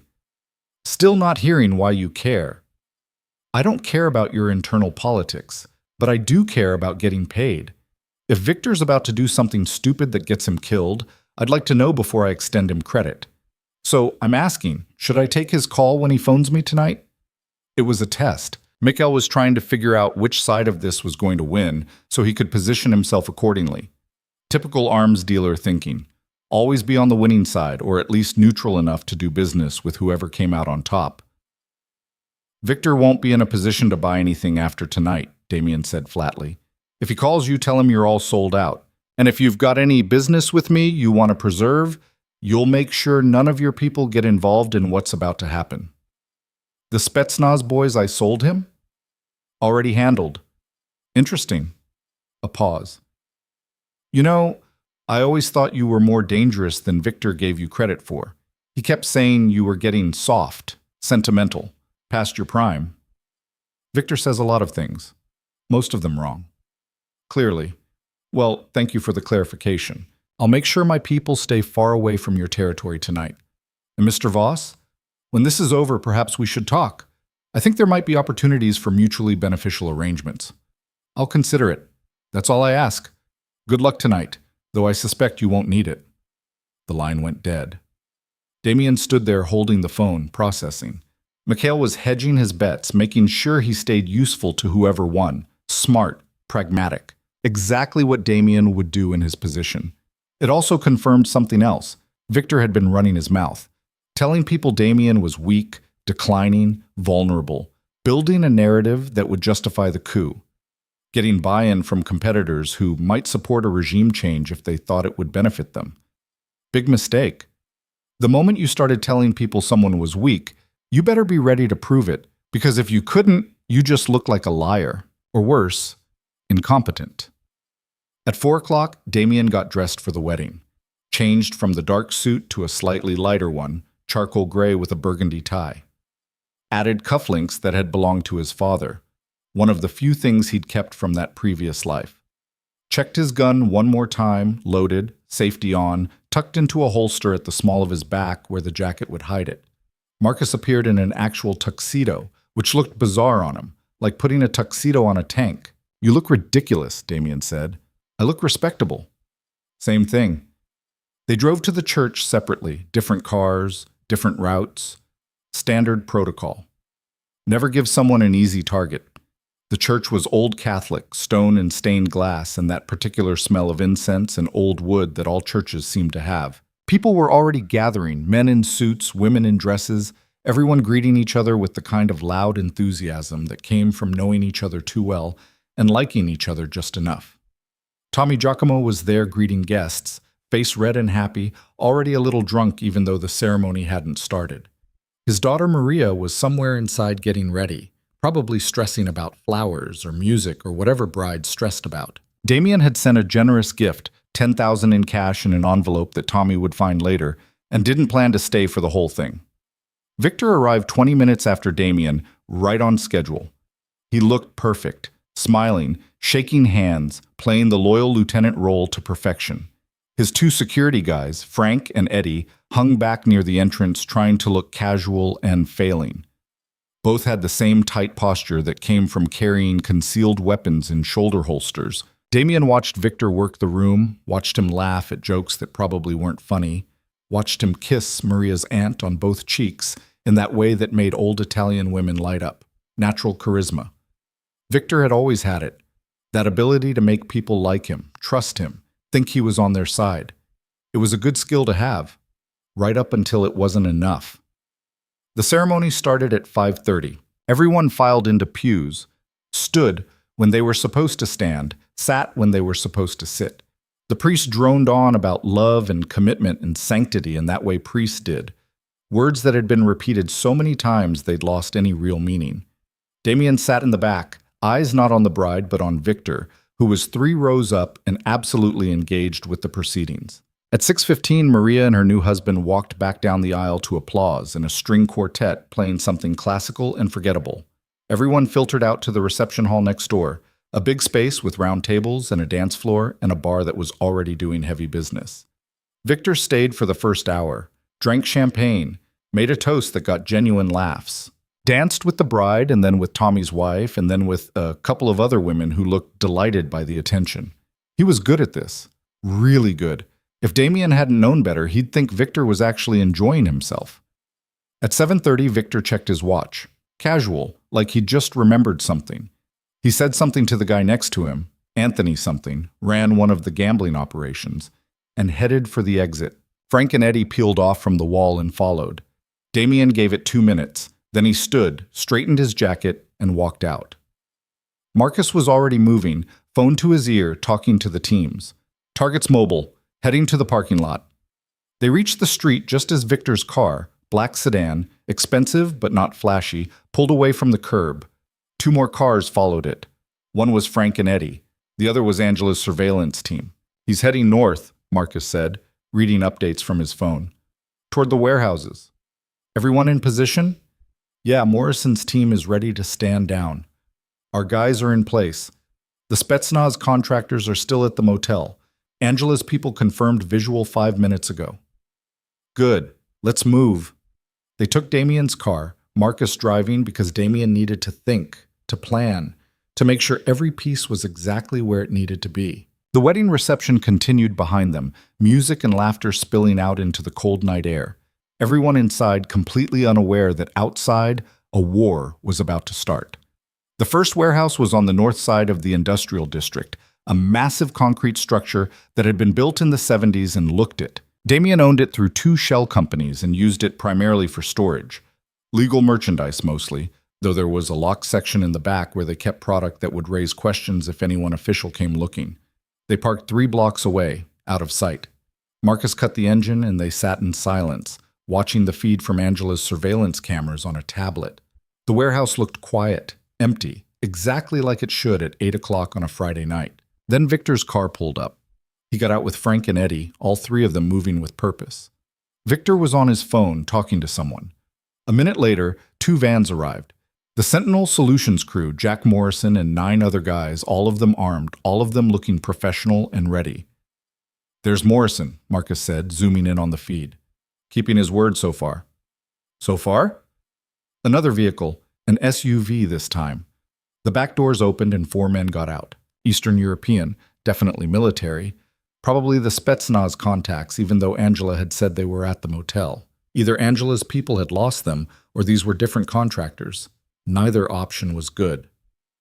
Shit, Marcus muttered. How many does that make? 17. Victor's got 17 people about to breach our warehouse. Damien did quick math. He had 12 guys positioned around the building. Good guys, loyal guys, but they were there for surveillance and quick response, not sustained firefight. 17 versus 12 were odds that could go either way, especially if the opposition had military training. Call for backup, he said. Get everyone who's not at the wedding. I don't care where they are or what they're doing. I want bodies here in the next 10 minutes. Marcus made the call while Damien watched the tablet. Victor and his crew were at the warehouse entrance now, one of them working on the lock. Professional work, no smash and grab, just quiet, efficient breaking and entering. The lock gave way and they filed inside, weapons drawn, moving like they'd done this before. What's the play? Marcus asked. Damien thought about it. He could wait for backup, surround the building, force Victor into a siege situation. Clean, controlled, minimal risk. But Victor would have time to fortify, time to call for his own reinforcements, time to potentially hurt the hostages if he had any. The longer this dragged on, the messier it would get. Or he could go in now, hit them while they were still securing the building before they expected resistance. Fast, brutal, risky as hell. We're going in, he said. Now? With our numbers? Now, before they dig in, before they realize we're onto them. Marcus didn't argue. Just checked his gun, chambered around, and nodded. Your funeral. Hopefully theirs. They moved fast, crossing the 3 blocks at a jog, staying in the shadows, using parked trucks and dumpsters for cover. Damien's phone buzzed. Text from Angela. Backup ETA 8 minutes. Don't do anything stupid. Too late for that. They reached the warehouse from the east side, where a service door had been left unlocked by their people earlier. Damien eased it open, wincing when the hinges creaked. Inside was darkness cut by emergency lighting, dim yellow bulbs that created more shadows than illumination. The warehouse was a maze of pallets and crates stacked 15 feet high, creating corridors and dead ends. Perfect for ambush. terrible for visibility. Damien could hear voices ahead, Victor's people spreading out to secure the space. Someone was giving orders in a language that wasn't English. Russian, probably. The Spetsnaz guys. Marcus pointed left. Damien nodded. They split up, moving parallel down separate aisles, using the stacked merchandise as cover. Damien's heart was hammering, not from fear, but from that pre-violence adrenaline that made everything sharper, faster, more real. He heard footsteps. Close. Getting closer. He pressed himself against a crate, gun ready, breathing controlled. A figure rounded the corner, one of Victor's guys, young, nervous, sweeping his flashlight beam across the space. Damien stepped out and hit him across the jaw with the butt of his gun. The guy went down hard, flashlight clattering away, beam spinning across the floor. Not dead, not even unconscious, just dazed and hurting. Damien kicked the gun away from his reaching hand and kept moving. More voices ahead. Then a shout. Someone had found the guy he'd hit. The element of surprise was gone. "Contact! We got contact!" The shout echoed through the warehouse. Then the first gunshot, loud as thunder in the enclosed space, flashlighting up the darkness like a strobe. And then all hell broke loose. Gunfire erupted from multiple directions. Damien dropped behind a pallet as rounds chewed through the wood above his head, splinters raining down. He returned fireblind, 3 shots toward where he'd seen a muzzle flash, then rolled right and kept moving. Staying still got you killed. More gunfire, shouting, someone screaming. The warehouse had turned into a chaos of sound and light. Impossible to tell friend from enemy. Impossible to know who was winning. Damien caught movement to his left, spun and nearly shot Marcus before recognizing him. "This was a terrible idea," Marcus shouted over the noise. "Little late for criticism." They moved together now, working as a team the way they'd done 100 times before. Marcus went high, Damien went low. They cleared an aisle, found 2 of Victor's guys taking cover behind a forklift. Short firefight, brutal and close. One of them went down. The other ran. "Where's Victor?" Damien shouted. "Don't know. Haven't seen him." That was a problem. Victor was the target, the whole point. If he got away while they were stuck fighting his soldiers, this whole thing was pointless. Damien's phone buzzed. Text from one of his guys. "North entrance. Victor's trying to get out." "He's running," Damien told Marcus. "North side." They pushed that direction, moving fast, taking fire from 2 different positions but not stopping to engage. Let the backup handle the cleanup. Damien needed Victor. The north entrance was a roll-up door big enough to drive a truck through. It was halfway open, night air pouring in, and through it Damien could see figures moving. Victor and his bodyguards heading for the cars. Damien ran, burst out into the parking lot just as Victor was opening the sedan's door. Their eyes met across 20 yards of frozen asphalt. "Going somewhere?" Damien called out. Victor froze. Frank and Eddie both pulled their guns, but they didn't fire. Too exposed, too many angles, too much risk. Mexican standoff in a parking lot at 8:30 on a Friday night. "Damien?" Victor's voice was steady, calm, like they were having a business meeting instead of pointing guns at each other. "Didn't expect to see you here." "I bet you didn't. Where were you heading? Thought you'd take my warehouses and just drive off into the sunset." "It's not personal, just business." "Funny. Feels pretty personal from where I'm standing." Behind them, the gunfire inside the warehouse was dying down. Either Damien's people were winning or everyone was dead. Hard to say. Victor glanced toward the sound, calculating. "You can't win this," he said. "Even if you stop me tonight, even if you kill me right here, it's too late. I've got support, real support. Half your organization thinks you're past your prime. They're ready for new leadership." "Half my organization," Damien laughed, short and bitter.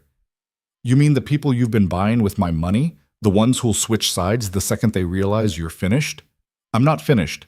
"Yeah, you are." Victor's hand moved toward his jacket. Not fast, not aggressive, just a slow reach. "We can work this out. We've known each other 12 years. That has to count for something." "It counted for something right up until you decided to put a bullet in it." Damien kept his gun steady. "The girl from the diner, Lena Cross." "That was sloppy, Victor. Really sloppy. If you'd killed her clean, I might never have known. But you didn't. You left her alive just long enough for me to find her, just long enough to ask questions."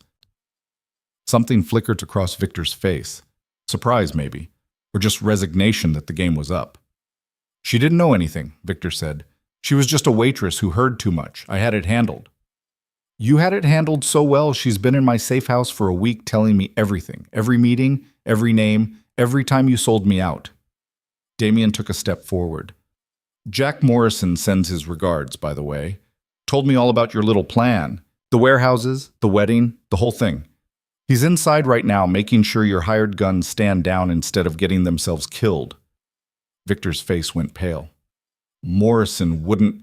Morrison's a businessman. I offered him more money than you did. Simple economics. For the first time, Victor looked genuinely rattled. His hand dropped away from his jacket.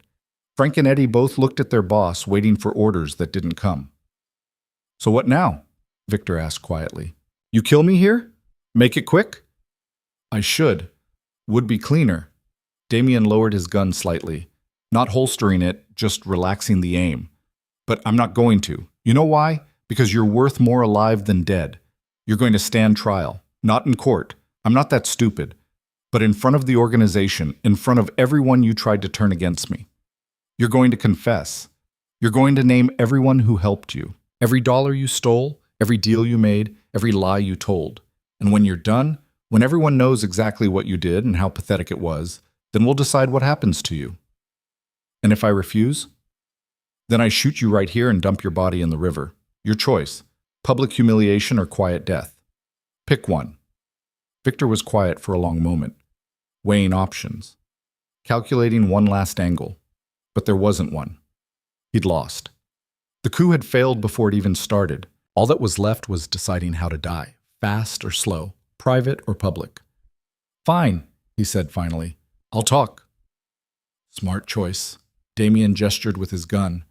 Marcus, secure him. Marcus appeared from the shadows, zip ties in hand. He bound Victor's wrists behind his back while Frank and Eddie watched, not moving, not helping. They were smart enough to know when their employer had stopped being worth dying for. You too, Damien said to them. Drop your weapons and walk away. You're unemployed as of now. If I see either of you again in my territory, we're going to have a different conversation. They dropped their guns and walked. Fast. Not running, but not strolling either. Inside the warehouse, the gunfire had stopped completely. Damien's phone buzzed. Text from Angela. Building secure. 6 hostiles down, 3 captured. Morrison kept his word. Your guys are shaken, but alive. 6 down. That meant 6 people dead. 6 bodies that would need to be disappeared. 6 families that would wonder what happened. 6 loose ends that would need to be tied. Not clean, not smooth, but done. Backup arrived 3 minutes later.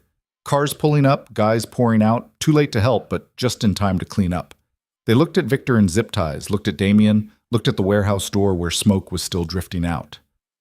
Get him in a car, Damien ordered. Take him to the Mockingbird house. Put him in the basement. I want guards on him 24/7. He doesn't talk to anyone, doesn't see anyone, doesn't breathe without permission. Understand? They understood. Victor was loaded into a car and driven away, hands bound, head down, everything he'd built in 12 years gone in 12 minutes. Damien stood in the parking lot as the cleanup crews went to work. Sirens in the distance. Someone had called the cops, which meant they had maybe 10 minutes before this got complicated. Angela's people would handle it, pay the right people, make the right calls, ensure that whatever official report got filed wouldn't mention names that mattered. Marcus appeared at his shoulder. You good? Yeah, you? Took a round in the vest. Hurts like hell, but nothing's broken. Get it looked at anyway. Will do. Marcus paused. What about the girl, Lena? Damien had almost forgotten about her again. She was still in the safe house with Rosa, waiting for a call that would tell her whether she was free or fucked, whether Damien was alive or dead, whether her life was about to start or end. Let her sit a while longer, he said. I need to deal with Victor first. Get everything he knows. Then we'll figure out what to do with her. And if he doesn't talk? Damien looked at the warehouse, at the blood on the ground, at the evidence of violence that would take days to fully clean up. He'll talk. They always do. It's just a question of how long it takes. They drove back toward the city as night settled in fully, cold and clear and indifferent. Behind them, the warehouse was already being sanitized, evidence removed, stories aligned. By morning, it would just be another quiet building in an industrial district, no different than the dozens around it. But Damien would remember the gunfire and the blood and the look on Victor's face when he realized he'd lost. Would remember that betrayal had a cost, and that cost had been paid in full tonight. The war was over before it had really started. Now came the harder part, making sure everyone knew what happened to people who broke faith, making sure it never happened again. The basement of the Mockingbird safe house had been designed for one purpose, and it wasn't storage. Concrete walls, soundproofing that would muffle a grenade, a drain in the center of the floor that had seen too much use over the years. A single chair bolted to the concrete, one bare bulb hanging from the ceiling. No windows, no hope. Victor sat in that chair with his hands still zip-tied behind his back, blood dried on his temple from where someone had been a little too enthusiastic during transport. He looked smaller somehow, diminished without the expensive suit and the confident smile and the whole performance he'd been running for 12 years. Just a man in a basement, waiting for consequences. Damien arrived at midnight. He'd gone home first, changed out of the wedding clothes, taken a shower that had turned the water pink with someone else's blood. Now he wore jeans and a black sweater, nothing fancy, nothing that couldn't be thrown away if it got dirty. Marcus was with him, plus two guys Damien didn't know well, new recruits, early 20s, eager to prove themselves. They'd guard the door and learn what happened to traitors. Victor looked up when Damien entered. His face was pale, eyes red-rimmed from stress or tears or both. "I want a lawyer." Damien almost laughed. "This isn't that kind of conversation." "I have rights." "You had rights. You traded them for ambition and poor planning." Damien pulled up a second chair, sat down facing Victor, close enough to see the fear, far enough to avoid anything stupid. "But I'm not here to hurt you, not yet. I'm here to listen. You're going to tell me everything, and then we're going to decide what happens next. And if I don't, then Marcus takes over, and he's not as patient as I am." Marcus cracked his knuckles, which was theatrical but effective. Victor flinched. "Start talking," Damien said. "Who else was involved? How deep does this go?" Victor was quiet for a long moment, staring at the floor, probably running through scenarios in his head, trying to figure out if cooperation would save him or just delay the inevitable. Finally, he looked up, and something in his expression had shifted. Resignation, maybe, or just exhaustion. "Anthony Corso," he said quietly, "from the gambling operations. He was in from the beginning, helped me set up the shell companies, move the money." Damien knew Anthony. Mid-40s, competent, quiet, ran a clean operation, never caused problems. "Who else?" "Teresa Marks. She handles distribution. She was supposed to redirect shipments after we took the warehouses, make sure product kept flowing to our buyers instead of yours." Teresa. Damien had hired her 3 years ago on Victor's recommendation. She'd done good work, always on time, always reliable. He tried to feel betrayed and came up empty, just tired. "Keep going." Victor named 6 more people. Some Damien knew well, some he barely recognized. A driver, 2 warehouse supervisors, an accountant, a lawyer who'd helped structure the offshore accounts. Not half the organization like Victor had claimed in the parking lot, but enough. Enough to hurt. Anyone else? No, that's everyone who knew the whole plan. I had others who were sympathetic, who'd probably have switched sides if we'd succeeded, but they weren't active participants. Names. I don't... Names, Victor. All of them. Everyone who smiled at me while thinking about my funeral. It took another hour to get the complete list. 23 names total. Some active conspirators, most just opportunistic rats who'd have jumped ship given the chance. Damien listened to each one, committed them to memory, made mental notes about who would need to be handled immediately and who could wait. When Victor finally ran out of names, Damien asked the next question. "Why?" Victor blinked. "What? Why'd you do it? You were making good money, had real authority, respect. I trusted you. So why throw it away?" "Because it wasn't mine." Victor's voice cracked slightly. "I ran your operations, made you richer, solved your problems. But it was always yours, your empire, your rules, your decision. I was just hired help. Well-paid hired help, but still. So this was about ego. This was about building something that belonged to me. not being someone's employee for the rest of my life. Damien stood, walked to the wall, leaned against it. The concrete was cold through his sweater. You know what's funny? If you'd come to me 5 years ago and said you wanted to branch out, start your own operation in a different city, I probably would have helped you, given you seed money, connections, advice. We could have been partners instead of enemies. You would have said no. You don't know that. You never asked. I know you, Damien. You don't share. You don't let go. Everything in your territory belongs to you, and you'll kill anyone who tries to take it. Yeah, Damien admitted. I probably would have said no, but you still should have asked. Would have been cleaner than this. He walked back to the chair, sat down again.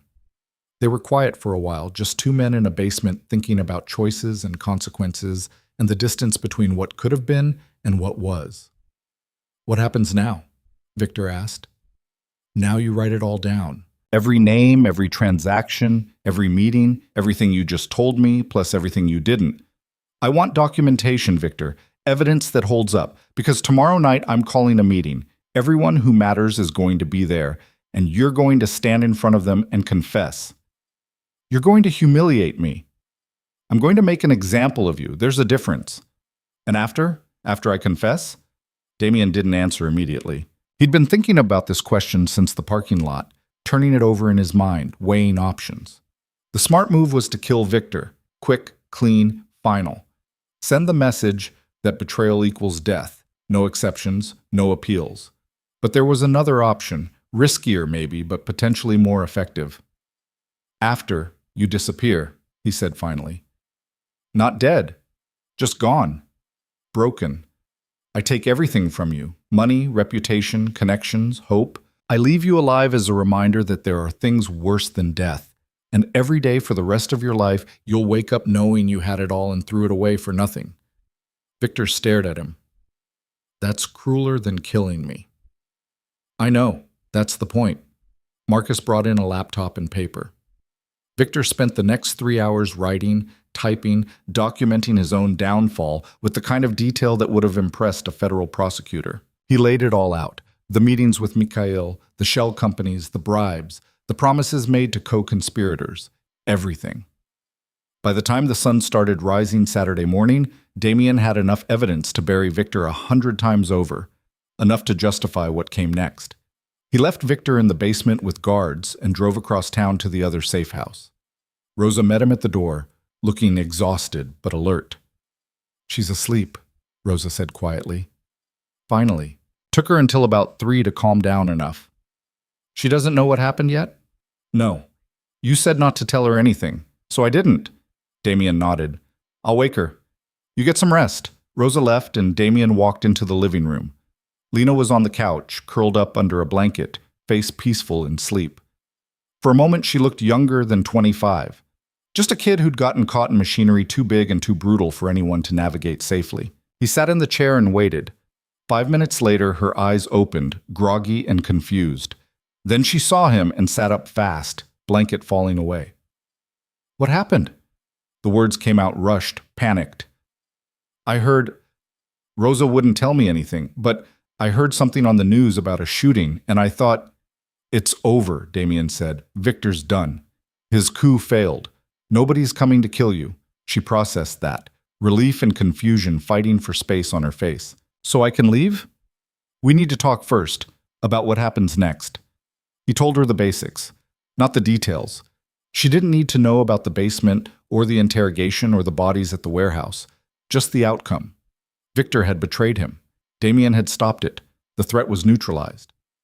And the other people? She asked. The ones from the diner.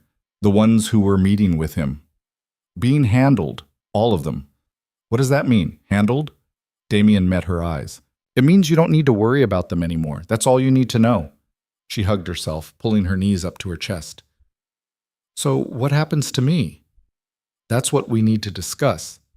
I told you before, you can't go back to your old life. You know too much. You've seen too much. But I can give you a new one. New name, new city. Enough money to start over somewhere far from here. Somewhere nobody knows your face or your story. And if I say no? There is no no. This isn't optional, Lena. You either take what I'm offering or you become a loose end, and I don't leave loose ends. She was quiet for a long time, staring at nothing, thinking. Where would I go? Anywhere you want, within reason. I'd suggest West Coast, Seattle, Portland, maybe San Francisco. Big cities where you can disappear into the crowd. I'll set you up with documents, driver's license, social security card, work history, everything you need to build a legitimate life. Bank account with $50,000 to start. After that, you're on your own. 50,000, she laughed, short and bitter. That's what my life's worth? What it costs to make me disappear? That's what it costs to keep you alive and give you a chance. Whether you take that chance or waste it is up to you. And if I run into someone from here, if someone recognizes me, they won't. Nobody's looking for Lena Cross anymore. As far as anyone knows, you froze to death in that alley a week ago. The girl who leaves here tomorrow will be someone else completely. She was crying now, quiet tears that she didn't bother wiping away. I don't want to be someone else. I want my life back. I want my apartment and my job and my friends and everything that was mine. I know, but that's not an option. I'm sorry. You're not sorry. You don't care. I'm just a problem you're solving. You're right. I don't care. But I'm still offering you a way out. That's more than most people get. She wiped her eyes with the blanket, composed herself with visible effort. When do I have to decide? You don't. The decision's already made. You're leaving tomorrow. Only question is whether you cooperate and make it easy, or whether Marcus has to sedate you and put you on a plane unconscious. Your choice. That's not a choice. It's the only one you've got. He stood to leave. She called after him. Damien? He turned. Do you ever regret it? This life? The violence and the lying and having to sleep with a gun under your pillow? It was a good question, better than she probably knew. He thought about it, really thought about it, tried to find regret somewhere in the last 20 years, and came up mostly empty. No, he said finally. I don't. This is what I'm good at, what I was built for. Regret's a luxury I can't afford. That's sad. Maybe, but it's honest. He left her there and didn't look back. Outside, the city was waking up to a cold Saturday morning. People heading to breakfast, to errands, to normal lives that didn't involve basements and confessions and disappearing witnesses. Damien envied them, briefly. Then the feeling passed. The meeting was set for 8 that evening. Damien spent the day making calls, ensuring everyone who mattered would be there. He rented out the back room of a restaurant in neutral territory, Italian place, family-owned, whose owner owed Damien several favors and knew better than to ask questions. By 7:30, people started arriving. Anthony Corso looking nervous. Teresa Marks trying to hide it. The others Victor had named, all of them probably wondering why they'd been summoned. The ones who weren't involved showed up too, the loyal ones, the ones who'd never even considered betrayal. Damien had invited them all, 37 people total, most of his senior leadership. At 8 sharp, Damien walked in with Marcus and 2 guards dragging Victor between them. Victor looked like hell. They'd cleaned him up, given him fresh clothes, but the defeat was written all over his face. He couldn't meet anyone's eyes. The room went dead silent. Damien stood at the head of the table and waited until he had everyone's attention. Thank you all for coming. I know it's Saturday night, I know this was short notice, but we have business to discuss, important business. Some of you already know what happened last night. Some of you participated, and some of you have no idea why you're here, so let me clarify. He gestured to Victor. This man, who most of you have worked with for years, decided he wanted what was mine. He stole from me. He lied to me. He conspired with our competitors. And last night he tried to take my warehouses by force during Tommy Giacomo's daughter's wedding. It failed, obviously. Murmurs around the room, shock from some, guilt from others. Damien let them process. Victor's going to explain exactly what he did, who helped him, how it was supposed to work, and when he's done, we're going to discuss consequences. Victor, talk. Victor raised his head slowly. His voice when he spoke was barely above a whisper. It started about 8 months ago. He talked for 40 minutes, named every name, described every meeting, every transaction, every promise he'd made to people in this room. Anthony Corso's face went white.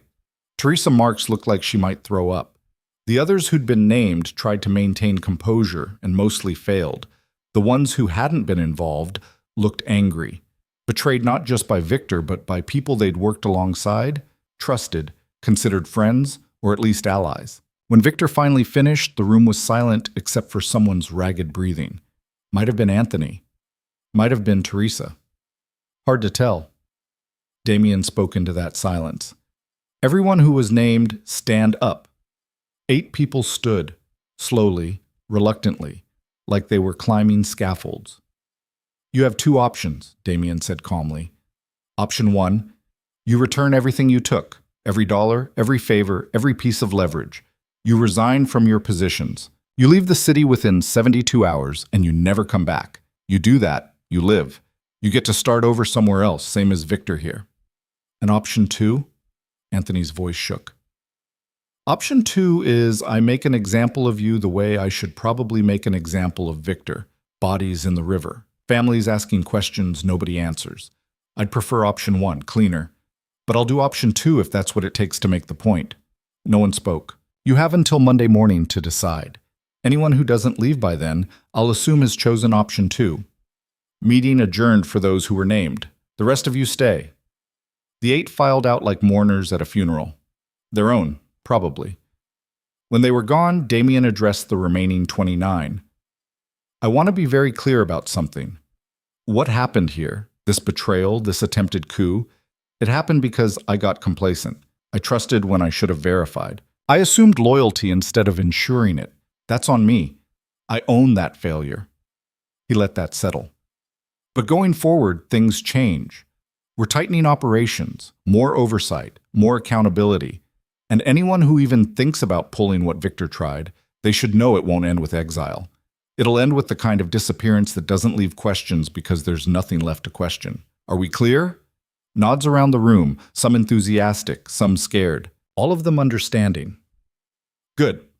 Now let's talk about restructuring. We've got 8 vacancies to fill as of Monday. I need recommendations for replacements, people we can trust, people who understand that loyalty isn't optional, it's the price of admission. They spent 2 hours going over organizational charts, discussing candidates, realigning territories. Business as usual, except for the undercurrent of fear that made everyone extra careful with their words. By the time the meeting ended, it was past 11. People filed out quietly, speaking in hushed tones, probably headed to bars or homes where they'd process what they'd witnessed. The old guard being purged, the price of ambition laid bare. Damien stayed until everyone was gone except Marcus and the 2 guards still holding Victor. What do you want us to do with him? Marcus asked. Damien looked at Victor, this man he'd trusted for 12 years. This man who'd shared his table and his secrets and his vision for what the Empire could be. Tried to find anger and found only exhaustion. Take him to the city limits, give him $500 and a bus ticket, drop him at the station. After that, he's not our problem. Victor's head snapped up. You're letting me go? I'm exiling you. There's a difference. You're alive because killing you would be too easy. You get to live knowing you had everything and lost it. You get to start over at the bottom with nothing, and every day for the rest of your life you'll remember that you did this to yourself. Damien, we're done, Victor. You don't exist to me anymore. Guards, get him out of here. They dragged him out, still trying to speak, still trying to find words that would change the outcome. The door closed behind them, and Damien was alone with Marcus. You really just letting him walk? Marcus asked. For now. I've got people who'll keep tabs on him. Make sure he actually leaves. Make sure he doesn't try anything stupid. But yeah, he walks. A lot of people would call that weak. A lot of people aren't holding this empire together. I make the calls. I live with the consequences. Marcus nodded slowly. What about the girl? Lena? She leaves tomorrow. I've got a handler taking her to the airport. New documents, new name, plane ticket to Portland. After that, she's on her own. You trust her to stay quiet? I trust her to be smart enough to know that talking gets her killed. Beyond that? Damien shrugged. We'll see. They left the restaurant and drove through the city one more time. The streets looked different now, cleaner somehow, like a wound that had been lanced and was finally starting to heal. Or maybe that was just wishful thinking. Hard to tell the difference sometimes between progress and just continued survival. At his apartment, Damien poured himself a drink and stood at the window looking out at the city he controlled, the empire he'd built, the territory he'd defended. It looked the same as it always had. Lights and shadows, and the endless sprawl of concrete and ambition. But something had shifted. Some fundamental understanding about the cost of power and the price of trust. Victor had taught him that lesson the hard way. Others before him had tried and failed. This time, at least, Damien had been smart enough to see it coming. Smart enough to stop it. Next time might be different. He finished his drink and went to bed with his gun on the nightstand and his phone within reach. Same as every night. Same as it had been for 20 years. Same as it would be until someone finally got lucky, or he got slow, or the universe decided it was done with him. Outside, the city continued its endless cycle. Deals being made, violence being planned, ambition breeding desperation. The machine turning, grinding, consuming everyone who got too close. Damien Voss had survived another day. Tomorrow he'd wake up and do it again. That was the job. That was the life. That was all there was. Sunday morning arrived with the kind of pale winter sun that promised nothing and delivered less. Damien woke at 6 out of habit, showered, dressed in civilian clothes, jeans, a plain shirt, leather jacket that had seen better years. Today wasn't about power or intimidation. Today was about closing doors. Lena's flight was at noon. He'd arranged for a handler named Patricia to take her to the airport. Middle-aged woman, former social worker, good at making people feel safe, even when they weren't. Patricia had done this before, shepherding witnesses and problems onto planes bound for distant cities where they could become someone else's concern or no one's at all. Damien arrived at the Mockingbird safe house at 8. Rosa was already gone, reassigned to other duties. Patricia was in the kitchen making coffee that smelled better than it would taste, and Lena sat on the same couch she'd been occupying for a week, wearing new clothes that didn't quite fit right, jeans too loose, sweater too big. Everything selected to be forgettable. She looked up when he walked in. The fear from yesterday had been replaced by something harder to read, not acceptance exactly, more like resignation wearing a defiant mask. "Morning," she said. "Morning. You ready? Does it matter if I'm not?" "No, but it might make the next few hours easier if you are." She stood, grabbed a small duffel bag that Patricia had packed for her. "I've been thinking about what you said, about not having a choice, about this being the only way. And you're right. I hate that you're right, but you are. Going back to my old life would get me killed. Staying here would get me killed. This is the only option that doesn't end with me in the ground." She paused. "But I want you to know something. I didn't ask for any of this. I was just trying to survive, same as everyone else. And you saved me, but you also ruined me. So I don't owe you gratitude. I don't owe you anything except maybe a goodbye." Damien almost smiled. There was that spine again, the one she'd been hiding under layers of fear and shock. "Fair enough.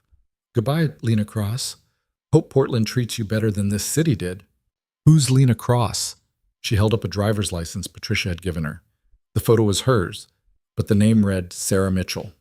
26 years old, address in Portland that probably existed in some database somewhere. "She died in an alley a week ago, remember? I'm someone else now." "Then goodbye, Sarah Mitchell. Try not to get mixed up with criminals in your next life." "I'll do my best." Patricia appeared with a travel mug of coffee and an envelope thick with cash, walking around money until the bank account cleared. "We should go. Traffic on the highway's getting heavy."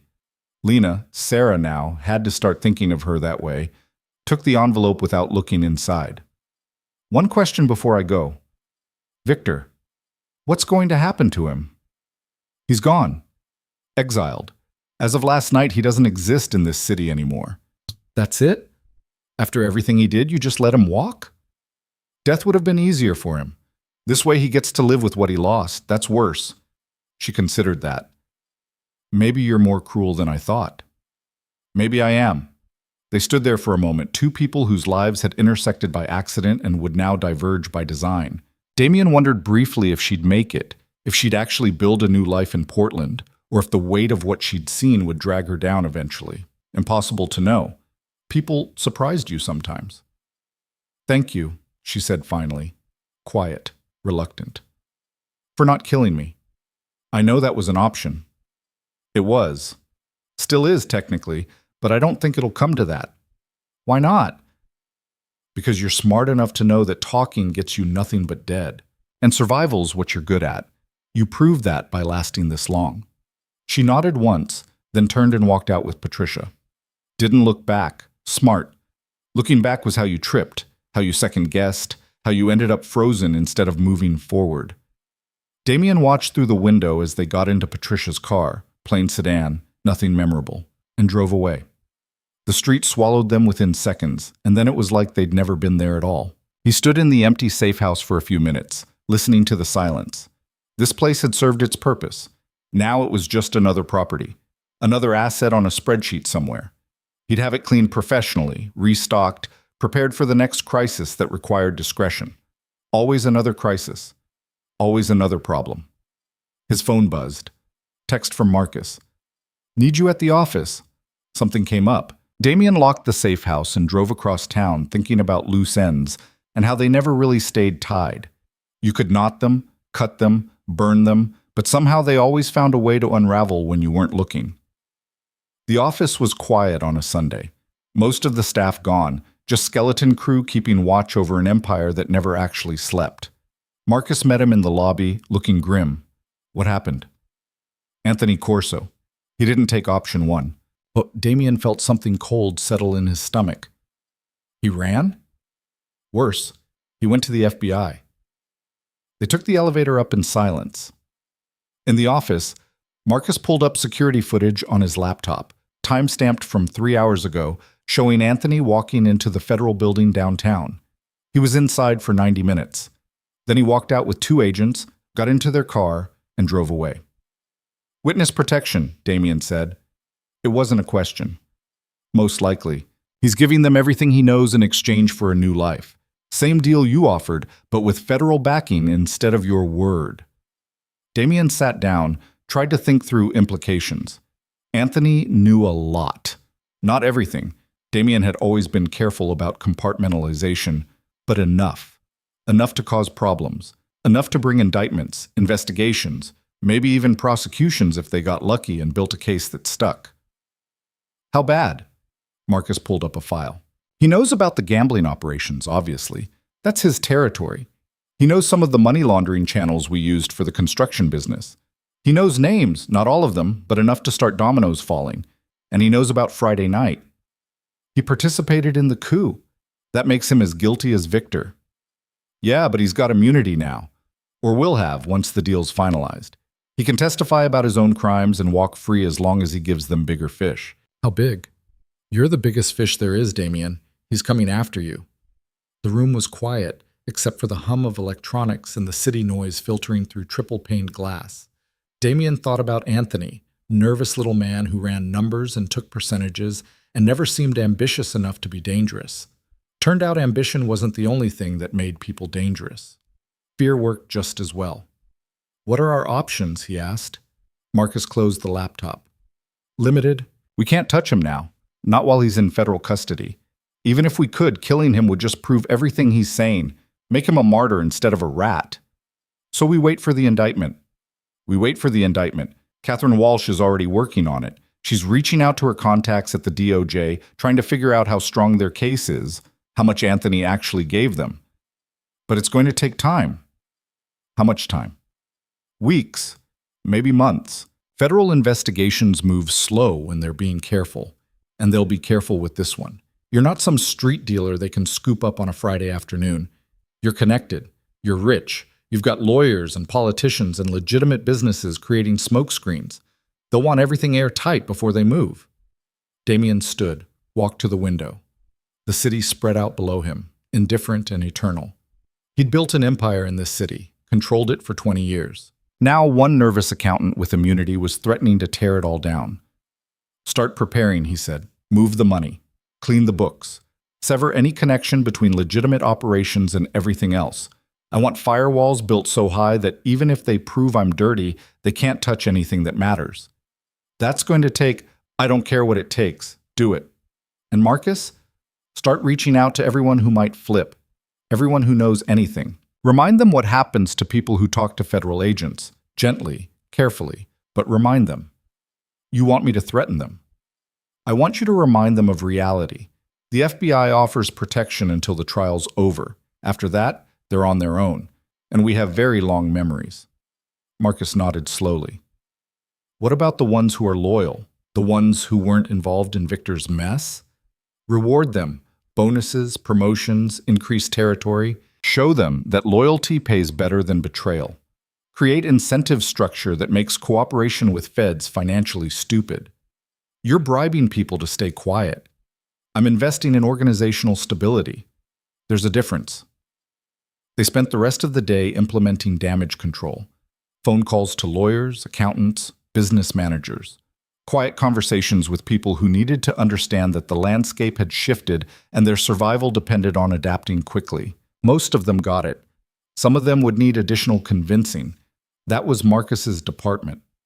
By evening, Damien was exhausted in a way that had nothing to do with physical tiredness. It was the bone-deep fatigue that came from holding an empire together through sheer force of will while everything tried to pull it apart. He went home, poured a drink, sat in his chair watching the city lights come on one by one. His phone rang. Catherine Walsh. "Tell me something good," he said by way of greeting. Anthony Corso gave them enough for a warrant. They're building a RICO case, racketeering, money laundering, conspiracy. They're going after the whole organization, not just you personally. Timeline? 6 months minimum, maybe a year.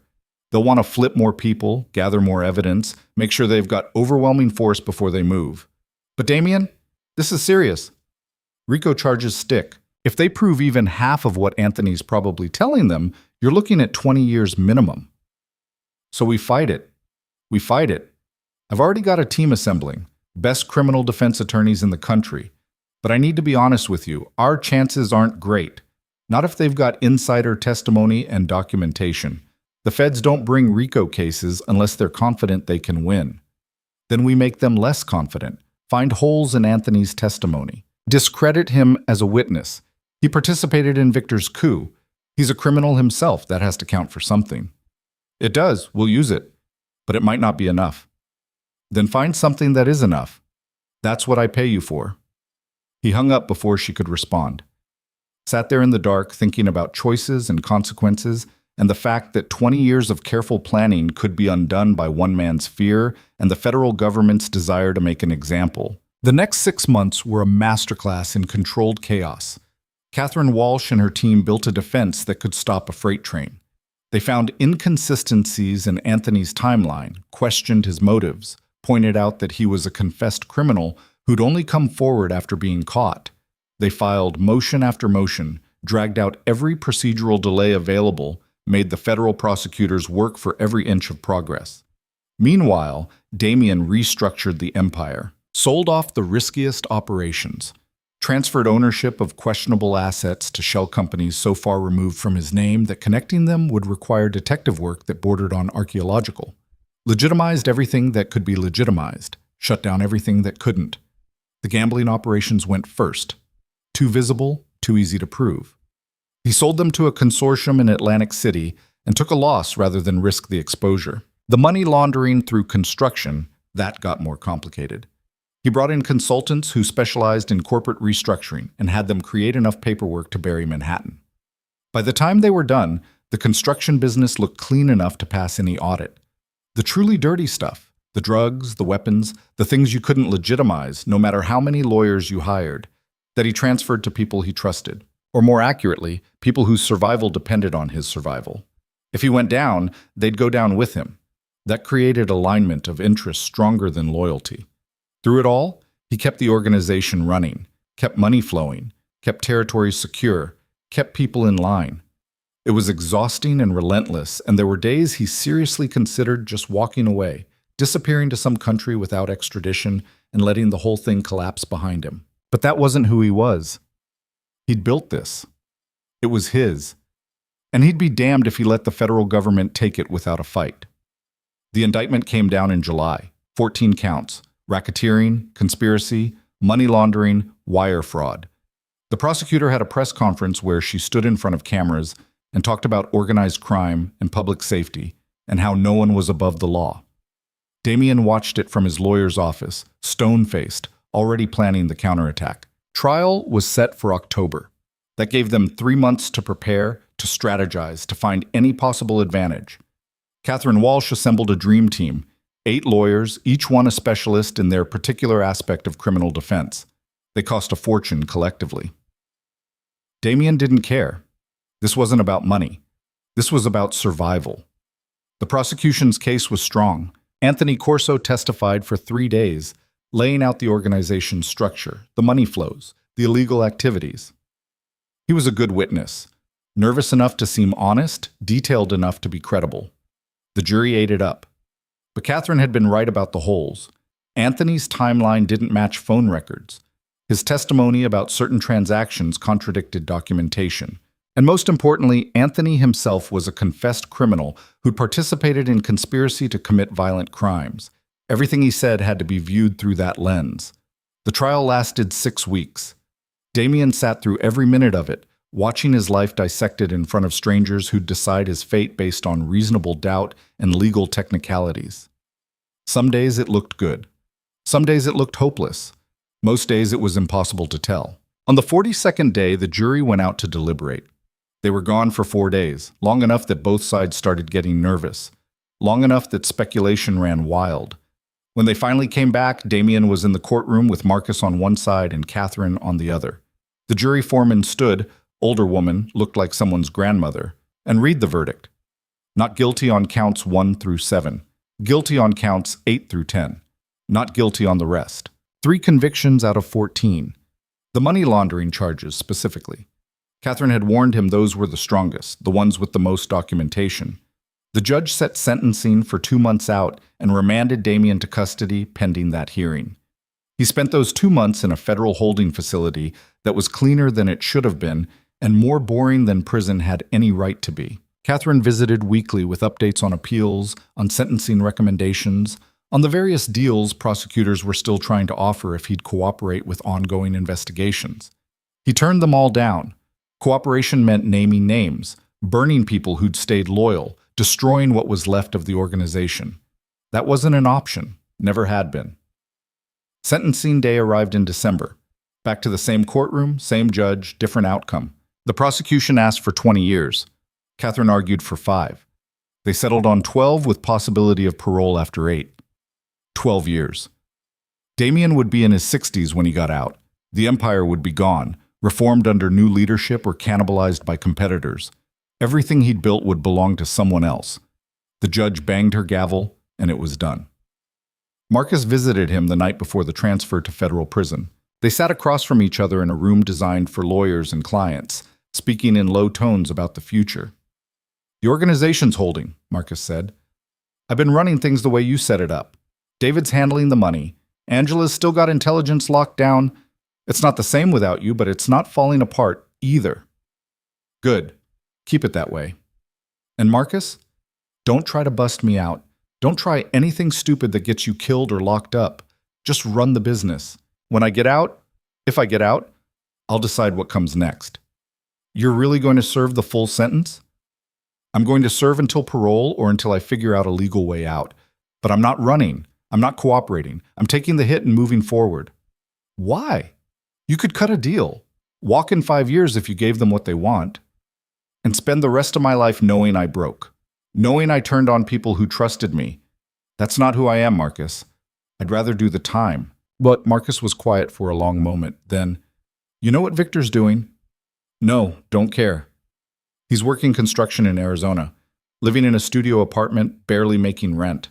I've got people watching him. He looks miserable." "Good. You really think that's worse than death? For him?" "Yeah. Victor wanted empire, wanted power, wanted respect. Now he's got nothing. That'll eat him alive slower than a bullet." They talked for another hour about logistics, about contingencies, about what to do if things went wrong. Then visiting hours ended and Marcus left and Damien was alone with the reality of 12 years stretching ahead of him like a prison sentence. Which it was. The transfer happened the next morning. Federal prison in Pennsylvania, medium security, the kind of place that warehoused white-collar criminals and nonviolent offenders. Damien got processed. Strip search. fingerprints, the whole humiliating ritual, and assigned to a cell with a roommate who turned out to be an embezzler from New Jersey. "What are you in for?" the guy asked. "Money laundering." "How much?" "Enough." They left it at that. Prison was exactly as boring as Damien expected and marginally more tolerable than he'd feared. He kept his head down, didn't make enemies, didn't try to run anything. Just existed, read books, worked out, counted days. 8 years passed that way. 8 years of routine and monotony, and slowly accepting that the empire he'd built had moved on without him. Marcus sent updates through Catherine. The organization was stable, profitable, evolving. New leadership had emerged. Younger guys who'd proven themselves. The landscape had changed, but the machine still functioned. On the morning of his parole hearing, Damien was 56 years old and looked older. Gray at the temples had turned to mostly gray everywhere, lines on his face that hadn't been there before. But the eyes were the same, still calculating, still cold when they needed to be. The parole board asked him the usual questions. Was he rehabilitated? Did he understand the severity of his crimes? What were his plans upon release? He answered honestly. No, he didn't feel rehabilitated because rehabilitation implied he'd been broken. He understood his crimes had consequences, and he'd accepted those consequences. His plans were to reintegrate into society, find legitimate work, stay out of trouble. They believed maybe half of it. But he'd served his time, been a model prisoner, and the system had a vested interest in clearing bed space. Parole was granted conditional on regular check-ins and maintaining employment. He walked out of prison on a Tuesday morning in early spring. Marcus was waiting in the parking lot, older too, grayer, but still solid as concrete. "Welcome back," Marcus said. "Good to be back." Mostly. They drove away from the prison, away from Pennsylvania, back toward the city that Damien had once owned and no longer recognized.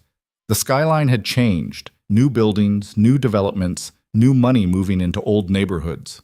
8 years was a geological age in city terms. "You want to know about the organization?" Marcus asked. "Not yet. First, I want coffee that doesn't taste like dirt and a shower that has actual water pressure. Then we'll talk business." Marcus nodded and drove in silence. 3 days later, Damien sat in a diner, not Joe's, somewhere else, somewhere new, and listened while Marcus laid out the current state of things. The organization had survived, evolved. Leadership had changed hands.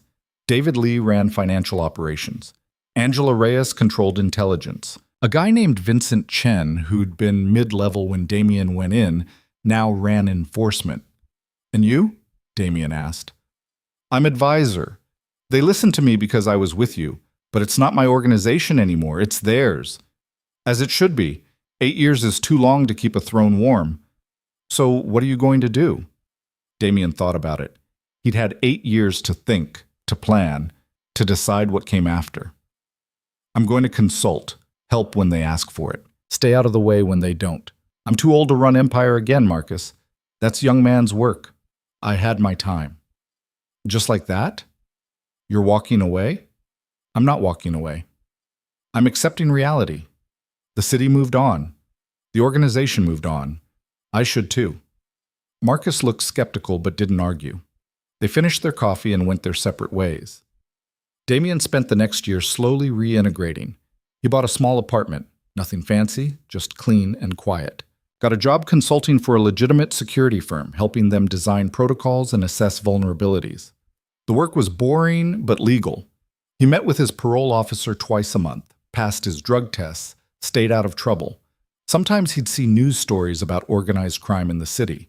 Arrests, investigations, the same cycle he'd once been part of. The names were different, but the game was the same. He'd watch and feel nothing. Not nostalgia, not regret, just distance. One evening in November, 2 years after his release, he got a call from an unknown number. "Mr. Voss?" Female voice, vaguely familiar. "Who's asking?" "It's Sarah Mitchell. Used to be Lena Cross." He nearly dropped the phone. "I didn't expect to hear from you." "Yeah, well, I didn't expect a call, but I figured you'd want to know. I made it. Portland's good. I've got a job, friends, an actual life. It took time, but I'm okay. I'm glad.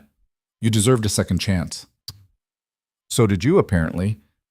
I read about the trial, the sentence. I'm sorry." "Don't be. I made my choices, same as you made yours. They were quiet for a moment, two people whose lives had intersected violently and briefly, now just strangers catching up. Why are you calling, Sarah? To say thank you. I know I said I didn't owe you anything, and maybe I don't, but you could have killed me and you didn't. That counts for something. You're welcome. And also to say I'm sorry about Anthony, about him going to the FBI.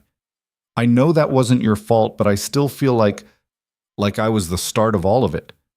If I hadn't overheard those conversations, then Victor would have found another way, another witness, another mistake. It was inevitable. You just accelerated the timeline. Does that make it better? It makes it what it is. Neither of us can change it now. They talked for a few more minutes about nothing important.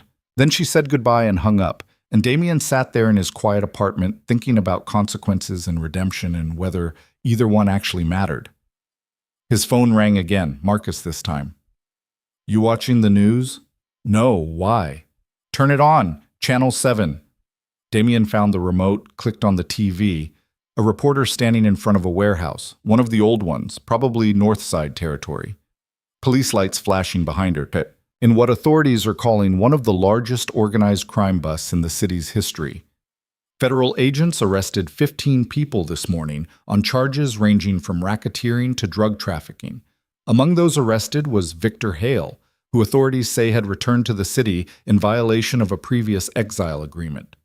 Damien watched as they showed footage of Victor being let out in handcuffs. He looked terrible, older, beaten down, desperate. Looked like a man who'd tried to climb back to the top and found only the bottom waiting.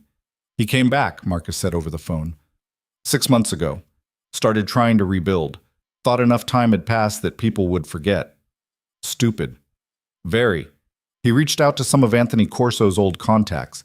Didn't realize they were all informants now. Walked right into a federal trap. How long's he looking at? 25 years minimum. He's 53. He'll die in prison. Damien turned off the TV. Felt nothing. Not satisfaction, not vindication, just the same distance he'd felt about everything lately. Everyone gets what they deserve eventually. You believe that? I believe consequences catch up. Whether that's the same as deserving them, I don't know. They hung up. Damien sat in the dark apartment listening to the city sounds filtering through the window. Sirens, traffic, life, continuing in its endless cycle. Victor had come back and been destroyed. Anthony had testified and disappeared into witness protection. Sarah had rebuilt. Marcus had adapted. The organization had survived. And Damien? Damien had done his time, paid his price, and come out the other side different. Not better necessarily. Not worse. Just different. He thought about the girl in the alley, the one he'd saved not out of mercy, but out of principle. Thought about how that one decision had cascaded into everything that followed. The investigation, the betrayal exposed, the trial, the sentence. All of it traceable back to the moment he'd cut her loose instead of walking away. Would he make the same choice again, knowing everything it would cost? Probably. Because that was who he was. Someone who believed in order over chaos, in consequences over compromise, in the idea that even in darkness there had to be rules. The city outside continued its rhythm. Damien Voss, no longer the feared crime boss who'd once ruled it, just another citizen now, sat in his apartment and accepted that his empire had been reduced to memory. But memory was stronger than people thought. It endured when empires fell. It survived when power faded.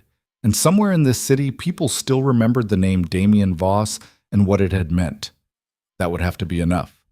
He poured himself a drink, scotch, decent but not expensive, and toasted the empty apartment, to survival, to consequences, to the strange justice of a universe that punished betrayal and rewarded nothing but occasionally allowed redemption. Outside, winter was settling in again, the same cold that had been there the night he found Lena Cross in that alley, the same cold that would be there long after everyone in this story was gone. The city didn't care about empires or exiles or second chances. It just kept turning, kept consuming, kept offering opportunities to anyone brave or stupid enough to take them. Damien had taken his, had built something real from nothing, had defended it, lost it, survived its loss. Now he was just a man in an apartment, drinking alone, thinking about choices. It was enough. It had to be. The glass was empty. He didn't refill it. Tomorrow he'd wake up and go to work and meet with his parole officer and live the quiet life that came after everything else. Tonight he'd sit here and remember what it had been like to matter, to have power, to make decisions that changed lives. And when morning came, he'd let it go, finally, completely. The story was over. All that remained was living with how it ended. Damien Voss had survived. That was victory enough.